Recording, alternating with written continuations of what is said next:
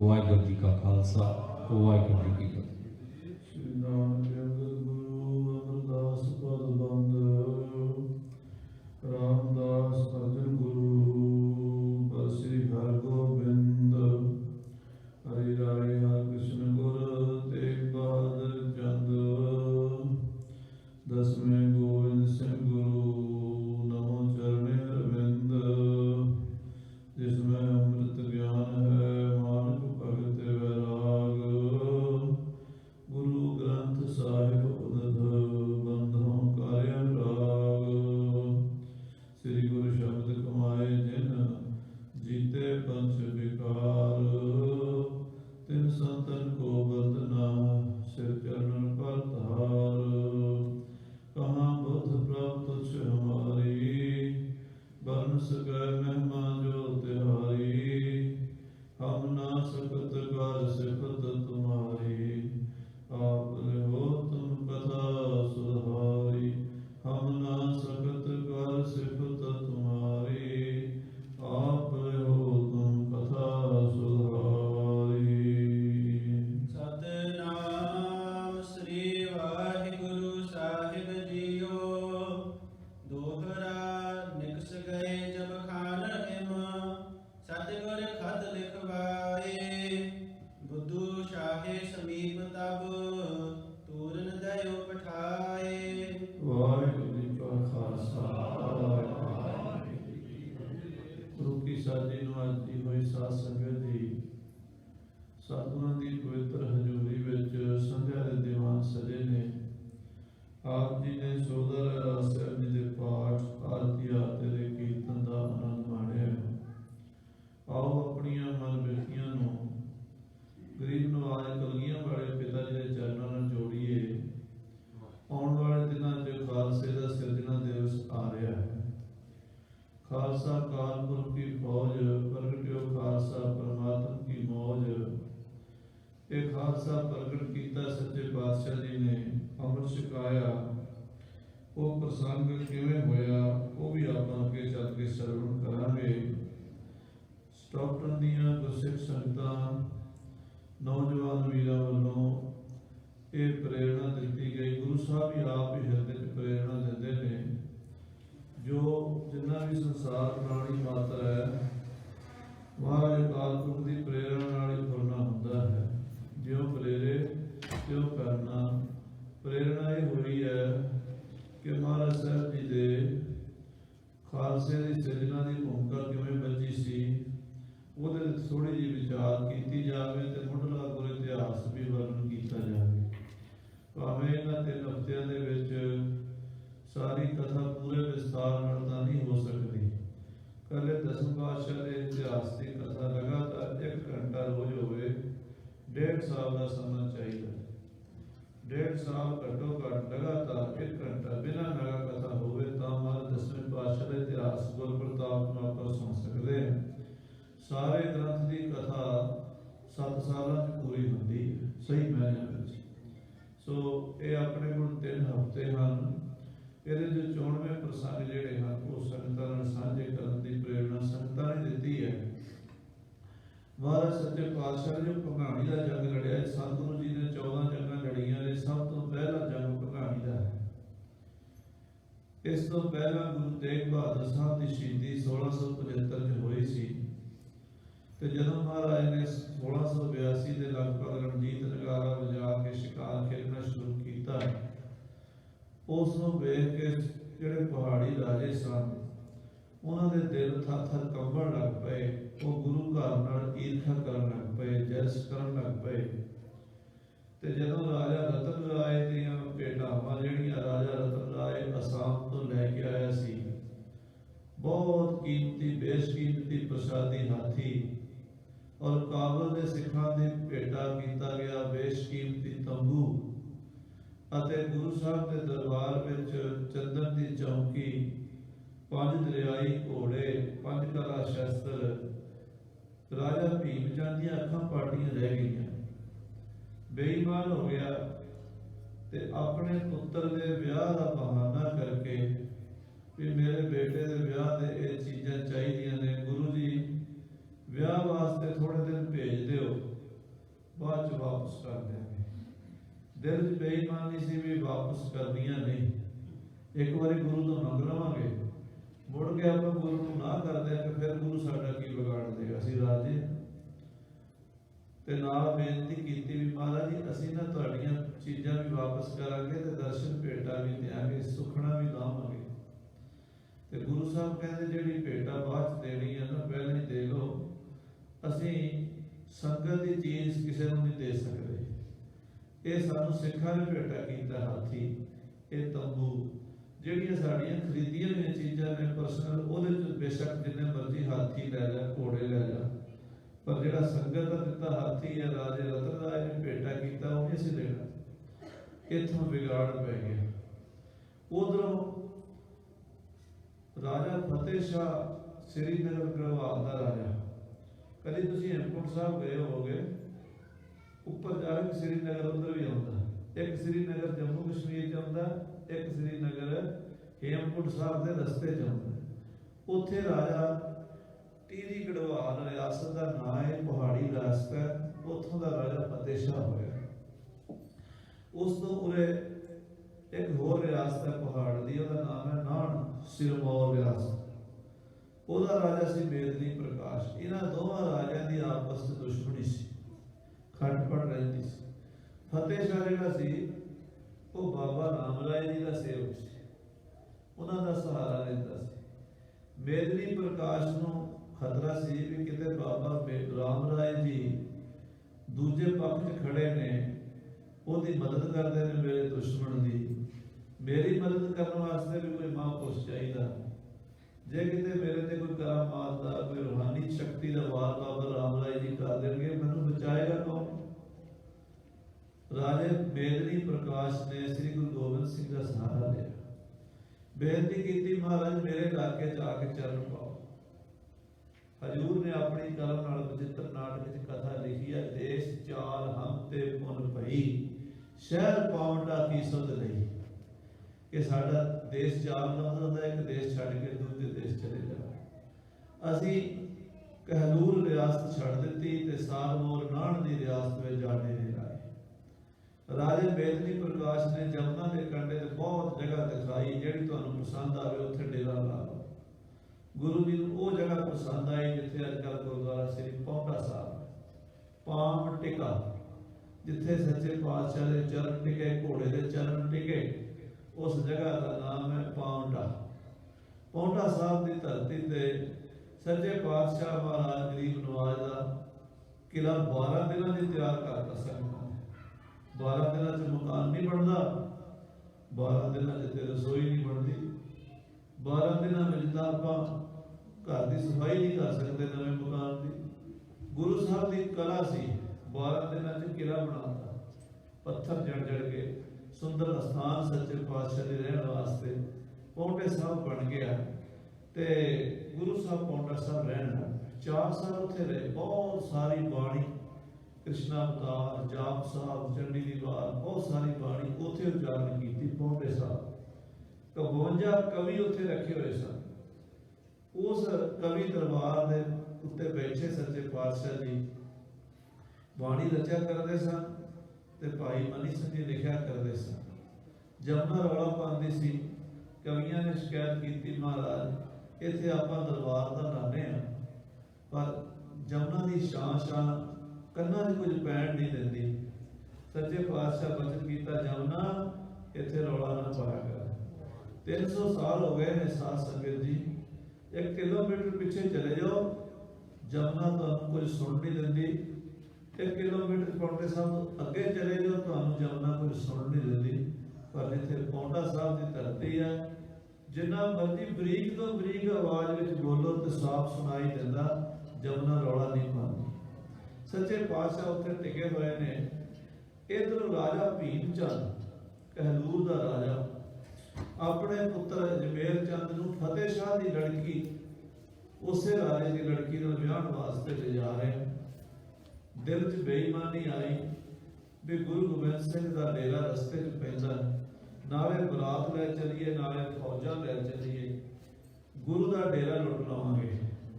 ਗੁਰੂ ਸਾਹਿਬ ਨੂੰ ਗ੍ਰਿਫਤਾਰ ਕਰ ਲਵਾਂਗੇ, ਆਪਣੀਆਂ ਈਨਾਂ ਬਣਾ ਲਵਾਂਗੇ, ਜਿਹੜਾ ਹਾਥੀ ਸਾਨੂੰ ਦਿੱਤਾ ਨਹੀਂ ਨਾ ਉਹ ਖੋਹ ਲਵਾਂਗੇ, ਜਿਹੜਾ ਤੰਬੂ ਸਾਨੂੰ ਦਿੱਤਾ ਨਹੀਂ ਅਸੀਂ ਖੋਹ ਲਵਾਂਗੇ। ਰਾਜੇ ਨੇ ਤਿਆਰੀ ਕੀਤੀ। ਕਥਾ ਬਹੁਤ ਲੰਬੀ ਵਿਸਥਾਰ ਵਾਲੀ ਹੈ। ਮੈਂ ਪਹਿਲਾਂ ਬੇਨਤੀ ਕੀਤੀ ਵੀ 1.5 ਸਾਲ 'ਚ ਸਾਰੀ ਕਥਾ ਹੁੰਦੀ 10ਵੇਂ ਪਾਤਸ਼ਾਹ ਦੀ, ਇਕੱਲੇ 10 ਪਾਤਸ਼ਾਹ ਦਾ ਇਤਿਹਾਸ, ਤੇ ਇਹ ਤਾਂ ਹੁਣ ਆਪਣੇ ਕੋਲ ਕੁਝ ਚੋਣ ਚੁਣਿੰਦਾ ਦਿਨ ਥੋੜੇ ਜਿਹੇ, ਉਹਨਾਂ ਵਿੱਚ ਆਪਾਂ ਵਿੱਚੋਂ ਸੰਖੇਪ ਵਿੱਚ ਇਹ ਪ੍ਰਸੰਗ ਗੁਰਸਿੱਖ ਸੰਗਤਾਂ ਦੀ ਪ੍ਰੇਰਨਾ ਨਾਲ ਸ਼ੁਰੂ ਕੀਤਾ। ਮਹਾਰਾਜ ਸੱਚੇ ਪਾਤਸ਼ਾਹ ਜੀ ਬੈਠੇ, ਪੌਂਡਾ ਸਾਹਿਬ ਰਾਜੇ ਦੀ ਚਿੱਠੀ ਆਈ ਫਤਿਹ ਸ਼ਾਹ ਦੀ, ਮਹਾਰਾਜ ਤੁਸੀਂ ਕਿਰਪਾ ਕਰਕੇ ਵਿਆਹ ਵਿੱਚ ਸ਼ਾਮਲ ਹੋਣਾ। ਮਹਾਰਾਜ ਨੇ ਦੀਵਾਨ ਆਨੰਦ ਚੰਦ ਜੀ ਨੂੰ 500 ਯੋਧੇ, 1.25 ਲੱਖ ਰੁਪਏ ਦੀ ਤਮੋਲ ਦੇ ਨੂੰ ਆਪਾਂ ਸਗਨ ਕਹਿ ਲਈਏ, ਨਿਉਂਦਰਾ ਕਹਿ ਲਈਏ, ਇਹ ਭੇਜਿਆ ਸੀਗਾ। ਇਧਰੋਂ ਰਾਜਾ ਭੀਮ ਚੰਦ ਬਰਾਤ ਲੈ ਕੇ ਤੁਰਿਆ, ਰਸਤੇ 'ਚ ਫੌਜਾਂ ਨਾਲ ਲੈ ਕੇ ਤੁਰਿਆ ਵੀ ਗੁਰੂ ਸਾਹਿਬ ਦਾ ਡੇਰਾ ਜਾਂਦਿਆਂ ਜਾਂ ਆਉਂਦਿਆਂ ਲੁੱਟ ਲੈਣਾ। ਗੁਰੂ ਸਾਹਿਬ ਜਾਣ ਹੀ ਜਾਣ ਸਨ। ਮਹਾਰਾਜ ਨੂੰ ਪਤਾ ਲੱਗ ਗਿਆ, ਮਹਾਰਾਜ ਨੇ ਜੰਗ ਦੀ ਤਿਆਰੀ ਕਰ ਲਈ। ਜਦੋਂ ਫਤਿਹ ਸ਼ਾਹ ਰਾਜਾ ਭੀਮ ਚੰਦ ਦੀ ਫੌਜ ਬਰਾਤ ਆਈ, ਗੁਰੂ ਸਾਹਿਬ ਨੇ ਰਸਤੇ 'ਚ ਫੌਜਾਂ ਲਾਈਆਂ, ਰੋਕ ਲਈਆਂ। ਜਦੋਂ ਰੋਕ ਲਿਆ ਤੇ ਭੀਮ ਚੰਦ ਹੁਣ ਸੋਚਣ ਪੈ ਗਿਆ ਵੀ ਜੇ ਜਾਂਦਿਆਂ ਲੜਾਈ ਹੋਈ ਤੇ ਵਿਆਹ ਦੇ ਕੰਮ 'ਚ ਵਿਘਨ ਪੈ ਜਾਣਾ, ਪਤਾ ਨਹੀਂ ਕੌਣ ਮਰ ਜਾਵੇ, ਕੌਣ ਲੜਾਈ 'ਚ ਖਤਮ ਹੋ ਜਾਵੇ, ਕੀ ਹੋ ਜਾਵੇ, ਅੱਗੇ ਜਾਣ ਦੇਵੇ ਗੁਰੂ ਨਾ ਜਾਣ ਦੇਵੇ, ਜਿੱਤ ਹੋਵੇ ਹਾਰ ਹੋਵੇ। ਉਸਨੇ ਆਪਣੇ ਪ੍ਰੋਤ ਪੰਮੇ ਨੂੰ ਭੇਜਿਆ ਕਿ ਗੁਰੂ ਜੀ ਨੂੰ ਕਹੋ ਸਾਨੂੰ ਰਸਤਾ ਦੇ ਦਿਓ, ਜਦੋਂ ਅਸੀਂ ਬਰਾਤ ਵਿਆਹ ਕੇ ਆਵਾਂਗੇ ਤੁਹਾਨੂੰ ਮੱਥਾ ਟੇਕ ਕੇ ਜਾਵਾਂਗੇ। ਮਤਲਬ ਇਹ ਸੀ ਵੀ ਤੁਹਾਨੂੰ ਦੇਖਾਂਗੇ ਵੀ ਜਿਹੜਾ ਤੁਸੀਂ ਰਾਹ ਰੋਕਿਆ ਹੈ। ਕਲਗੀਧਰ ਕਹਿੰਦੇ ਜਿਹੜਾ ਮੱਥਾ ਆਉਂਦਿਆਂ ਟੇਕਣਾ, ਇੰਨਾ ਚਿਰ ਉਧਾਰ ਕਰਨਾ, ਉਹ ਜਾਂਦੇ ਟੇਕ ਕੇ ਜਾਓ, ਕਿਉਂਕਿ ਬਹੁਤਾ ਚਿਰ ਸਿਰ ਤੇ ਗੁਰੂ ਘਰ ਦਾ ਕਰਜ਼ਾ ਨਹੀਂ ਚੁੱਕੀਦਾ ਹੁੰਦਾ। ਅਸੀਂ ਬਰਾਤ ਜਾਣ ਦਿਆਂਗੇ, ਬਰਾਤ ਜਾਏ, ਫੌਜ ਅਸੀਂ ਨਹੀਂ ਲੰਘਣ ਦੇਣੀ। ਸਾਡੇ ਇਲਾਕੇ 'ਚੋਂ ਸ਼ਸਤਰਧਾਰੀ ਫੌਜ ਕਿਵੇਂ ਲੰਘ ਜੇ, ਫੌਜਾਂ ਸਾਡੀਆਂ ਇੱਥੇ। ਮਹਾਰਾਜ ਸੱਚੇ ਪਾਤਸ਼ਾਹ ਜੀ ਨੇ ਰਾਹ ਰੋਕ ਲਿਆ। ਜਦੋਂ ਰਾਹ ਰੋਕ ਲਿਆ ਤਾਂ ਰਾਜਾ ਭੀਮ ਚੰਦ ਨੇ ਆਪਣੇ ਪ੍ਰੋਧ ਨਾਲ, ਵਜ਼ੀਰ ਨਾਲ, ਆਪਣੇ ਲੜਕੇ ਅਜਮੇਰ ਚੰਦ ਨੂੰ 10ਵੀਂ ਬਰਾਤੀ ਦੇ ਕੇ ਤੋਰਿਆ ਵੀ ਇਹ ਛੇਤੀ ਨਾਲ ਲੰਘ ਜਾਣ, ਸਮੇਂ ਸਿਰ ਸਾਏ ਦੇ ਸਿਰ ਵਿਆਹ ਤੇ ਪਹੁੰਚ ਜਾਣ, ਵਿਆਹ ਦੀ ਡੇਟ ਤੇ ਵਿਆਹ ਹੋ ਜਾਵੇ। ਆਪ ਭੀਮ ਚੰਦ ਦੂਜੇ ਪਾਸੇ ਦੀ ਫੌਜਾਂ ਲੈ ਕੇ ਬਹੁਤ ਲੰਮਾ ਰਸਤਾ ਤੈਅ ਕਰਕੇ ਉੱਥੇ ਪਹੁੰਚਿਆ। ਵਿਆਹ ਹੋਇਆ। ਭੀਮ ਚੰਦ ਨੇ ਰਾਜੇ ਤਾਰ ਫਤਿਹ ਸ਼ਾਹ ਨੂੰ ਕਿਹਾ ਵੀ ਤੂੰ ਗੁਰੂ ਗੋਬਿੰਦ ਸਿੰਘ ਦੇ ਬੰਦੇ ਬੁਲਾਏ ਨੇ ਆਪਣੇ ਵਿਆਹ ਤੇ, ਨਿਉਂਦਾ ਉਹਨਾਂ ਨੂੰ ਤੂੰ ਸੱਦਿਆ, ਜੇ ਤੂੰ ਉਹਨਾਂ ਦੇ ਨਾਲ ਨਿਉਂਦੇ ਭਾਜੀ ਰੱਖਣੀ ਹੈ ਤੇ ਫਿਰ ਤੇਰਾ ਮੇਰਾ ਕਾਹਦਾ ਰਿਸ਼ਤਾ, ਇਹ ਲੜਕੀ ਤੂੰ ਰੱਖ ਤੇ ਮੈਂ ਵਾਪਸ ਚੱਲਿਆ। ਫਤਿਹ ਸ਼ਾਹ ਪਹਾੜੀਆਂ ਕੱਚਾ ਨਿਕਲਿਆ, ਡਰ ਗਿਆ ਤੇ ਮਹਾਰਾਜ 10ਵੇਂ ਪਾਤਸ਼ਾਹ ਜੀ ਨੇ ਲਿਖਿਆ ਆਪਣੀ ਕਲਮ ਨਾਲ, ਫਤਿਹ ਸ਼ਾਹ ਕੋ ਪਾਤਾ ਰਾਜਾ ਲੋਕ ਪਰ ਹਮਸੋਂ ਬਿਨ ਕਾਜਾ। ਬਿਨਾਂ ਮਤਲਬ ਦੇ ਫਤਿਹ ਸ਼ਾਹ ਨਾਲ ਕੋਈ ਦੁਸ਼ਮਣੀ ਨਹੀਂ ਸੀ, ਫਤਿਹ ਸ਼ਾਹ ਨਾਲ ਕੋਈ ਲੜਾਈ ਨਹੀਂ ਸੀ, ਝਗੜਾ ਤਾਂ ਭੀਮ ਚੰਦ ਨਾਲ ਸੀਗਾ। ਪਰ ਭੀਮ ਚੰਦ ਦੇ ਆਖੇ ਤੇ ਫਤਿਹ ਸ਼ਾਹ ਉਸ ਲੜਾਈ ਦਾ ਮੋਹਰੀ ਬਣ ਗਿਆ ਵੀ ਮੇਰੀ ਲੜਕੀ ਨਾ ਕਿਤੇ ਘਰ ਰਹਿ ਜਾਵੇ, ਮੇਰਾ ਕੁੜਮ ਨਾ ਨਾਰਾਜ਼ ਹੋ ਜਾਵੇ। 22 ਧਾਰ ਦੇ ਰਾਜੇ ਇਕੱਠੇ ਹੋ ਕੇ ਭੰਗਾਣੀ ਦੇ ਮੈਦਾਨ ਵਿੱਚ ਆ ਗਏ। ਉਸ ਕਥਾ ਦਾ ਜ਼ਿਕਰ ਕਵੀਰਾਜ ਭਾਈ ਸੰਤੋਖ ਸਿੰਘ ਜੀ ਕਰ ਰਹੇ ਨੇ। ਇਹ ਤਾਂ ਗੁਰੂ ਸਾਹਿਬ ਨੇ ਤਿਆਰੀਆਂ ਕੀਤੀਆਂ। 500 ਪਠਾਨ ਦਾਮਲੇ ਪਿੰਡ, ਕਦੀ ਕਰਨਾਲ ਤੋਂ ਇੰਦਰੀ ਲਾਡਵਾ ਇਲਾਕਾ ਹੈ ਸਾਡੇ ਹਰਿਆਣੇ ਵਿੱਚ, ਉੱਥੇ ਇੱਕ ਦਾਮਲਾ ਪਿੰਡ ਹੈ। ਉਹ ਦਾਮਲੇ ਪਿੰਡ ਦੇ 500 ਪਠਾਨ ਜਿਹੜੇ ਕਿ ਬਾਦਸ਼ਾਹ ਔਰੰਗਜ਼ੇਬ ਨੇ ਨੌਕਰੀਓਂ ਕੱਢੇ ਸਨ, 12 ਪੱਥਰ ਕੀਤੇ ਹੋਏ ਸਨ। 12 ਪੱਥਰ ਇੱਕ ਮੁਹਾਵਰਾ ਹੈ ਵੀ ਨੌਕਰੀ ਤੋਂ ਬਾਦਸ਼ਾਹ ਜਦੋਂ ਕੱਢ ਦਿੰਦਾ, ਉਹਦੇ ਉੱਤੇ ਉਹ ਕਹਿੰਦੇ ਪੱਥਰ ਦੇ ਲਕੀਰ ਹੈ, ਇੱਕ ਪੱਥਰ ਤੇ ਨਹੀਂ ਹੈ, 12 ਪੱਥਰਾਂ ਦੇ ਲਕੀਰ ਹੈ ਵੀ ਇਹਨਾਂ ਨੂੰ ਕੋਈ ਨੌਕਰੀ ਦੇ ਦੁਬਾਰਾ ਨਹੀਂ ਰੱਖੇਗਾ, ਇਹਨਾਂ ਨੂੰ ਕੋਈ ਪਨਾਹ ਨਹੀਂ ਦੇਵੇਗਾ। ਉਹ 500 ਪਠਾਨ ਨੌਕਰੀਆਂ ਕੱਢੇ, ਪੀਰ ਬੁੱਧੂ ਸ਼ਾਹ ਦੇ ਮੁਰੀਦ ਸਨ, ਉਹਨਾਂ ਨੂੰ ਕੁਝ ਮੰਨਦੇ ਸਨ, ਆ ਕੇ ਰੋਣ ਪਿੱਟਣ ਲੱਗੇ ਸਾਨੂੰ ਕਿਤੇ ਨੌਕਰੀ ਦਿਵਾਓ। ਉਹਨਾਂ ਨੇ ਗੁਰੂ ਸਾਹਿਬ ਕੋਲ ਨੌਕਰ ਲਵਾ ਦਿੱਤਾ। ਪਰ ਇਹ ਪਠਾਨ ਐਨ ਜੰਗ ਦੇ ਸਮੇਂ ਤੇ ਗੁਰੂ ਸਾਹਿਬ ਕੋਲੋਂ ਈਦ ਦਾ ਬਹਾਨਾ ਕਰਕੇ ਛੁੱਟੀਆਂ ਮੰਗਣ ਲੱਗੇ। ਮਹਾਰਾਜ ਨੇ ਆਖਿਆ ਜੰਗ ਕਰ ਲਓ ਫਿਰ ਛੁੱਟੀ ਦੇ ਦਿਆਂਗੇ। ਕਹਿੰਦੇ ਨਹੀਂ ਜੀ, ਸਾਨੂੰ ਵਿਆਹ ਨੇ, ਸਾਡੇ ਕੰਮ ਨੇ, ਸਾਨੂੰ ਹੋਰ ਛੁੱਟੀ ਹੋਣੀ ਚਾਹੀਦੀ। ਅੰਦਰੋਂ ਇਹ ਸੋਚਣ ਪੈ ਗਏ ਕਿ ਗੁਰੂ ਕੋਲ ਹੋਰ ਤਾਂ ਫੌਜ ਲੜਨ ਵਾਲੀ ਕੋਈ ਨਹੀਂ, ਸਾਨੂੰ ਹੀ ਲੜਨਾ ਪੈਣਾ। ਅਸੀਂ ਪਹਾੜੀਆਂ ਨਾਲ ਕਿਉਂ ਨਾ ਲੜ ਜਾਈਏ। ਇਹ ਪਹਾੜੀਆਂ ਨਾਲ ਅੰਦਰ ਖਾਤੇ ਲੜ ਗਏ ਸਨ। ਤਿੰਨ ਜਰਨੈਲ ਰਲ ਗਏ ਸਨ, ਭੀਖਨ ਖਾਨ, ਹਯਾਤ ਖਾਨ ਤੇ ਨਜਾਬਤ ਖਾਨ।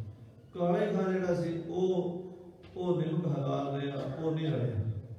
ਤੇ ਇਹ ਚਾਰੇ ਜਿਹੜੇ ਸਨ 500 ਪਠਾਨ ਇਹ ਚਲੇ ਗਏ। ਪੀਰ ਬੁੱਧੂ ਸ਼ਾਹ ਨੂੰ ਗੁਰੂ ਸਾਹਿਬ ਖਬਰ ਭੇਜ ਰਹੇ ਨੇ ਵੀ ਤੁਹਾਡੇ ਖਾਏ ਹੋਏ ਪਠਾਨ ਜੰਗ ਦੇ ਸਮੇਂ ਤੇ ਧੋਖਾ ਦੇ ਗਏ ਨੇ। ਤੇ ਉਧਰੋਂ ਉਦਾਸੀ ਸੰਤ ਵੀ ਅੱਗੇ ਕਥਾ ਹੋਣੀ ਹੈ, ਉਹ ਵੀ ਚਲੇ ਜਾਣਗੇ। ਜੰਗ ਕਿਹਨਾਂ ਨੇ ਲੜਿਆ? ਸਾਧ ਸੰਗਤ ਜੀ, ਸਿਦਕ ਹੀ ਵੱਡੀ ਚੀਜ਼ ਹੈ। ਇਹ ਆਪਾਂ ਅੱਜ ਇੱਥੋਂ ਆ ਜਿਹੜੀ ਕਥਾ ਚੱਲਣੀ ਹੈ ਨਾ, ਇਹਦੇ ਤੋਂ ਇਹ ਵੀ ਪ੍ਰੇਰਨਾ ਮਿਲਣੀ ਹੈ ਵੀ ਖਾਲਸਾ ਬਣਿਆ ਕੌਣ ਸੀ। ਖਾਲਸਾ ਉਹ ਬਣੇ ਸਨ ਜਿਹੜੇ ਸਿਦਕੀ ਸਨ, ਜਿਨ੍ਹਾਂ ਦੇ ਅੰਦਰ ਪ੍ਰਤੀਤ ਨਹੀਂ ਸੀ, ਪ੍ਰੀਤ ਨਹੀਂ ਸੀ, ਉਹ ਖਾਲਸੇ ਨਹੀਂ ਬਣੇ। ਉਹ ਮਲੇਸ਼ੀਆ ਵਿੱਚ ਰਲ ਗਏ। ਤੇ ਜਿਹੜੇ ਭਰੋਸੇ ਵਾਲੇ ਸੀਗੇ ਉਹ ਗੁਰੂ ਦੇ ਬਚਨਾਂ ਤੇ ਆਪਾ ਵਾਰ ਗਏ। ਉਹਨਾਂ ਵਿੱਚੋਂ ਪੀਰ ਬੁੱਧੂ ਸ਼ਾਹ ਵਰਗੇ ਮੁਸਲਮਾਨ ਵੀ ਸਨ। ਆਓ ਸਰਵਣ ਕਰੀਏ, ਪ੍ਰੇਮ ਨਾਲ ਆਖੀਏ ਸਤਨਾਮ ਸ੍ਰੀ ਵਾਹਿਗੁਰੂ ਸਾਹਿਬ ਜੀ, ਸਤਨਾਮ ਸ੍ਰੀ ਵਾਹਿਗੁਰੂ ਸਾਹਿਬ ਜੀ। ਦੋਹਰਾ ਨਿਕਸ ਗਏ ਜਬ ਖਾਨ ਹਿਮ। ਜਦੋਂ ਖਾਨ ਧੋਖਾ ਦੇ ਗਏ, 10ਵੇਂ ਪਾਤਸ਼ਾਹ ਕੋਲੋਂ ਬਹਾਨਾ ਕਰਕੇ ਚਲੇ ਗਏ। ਸਤਿਗੁਰ ਖਤ ਲਿਖਵਾਏ। ਮਹਾਰਾਜ 10ਵੇਂ ਪਾਤਸ਼ਾਹ ਨੇ ਖਤ ਲਿਖਵਾਇਆ, ਚਿੱਠੀ ਲਿਖਵਾਈ, ਪੱਤਰ ਲਿਖਵਾਇਆ।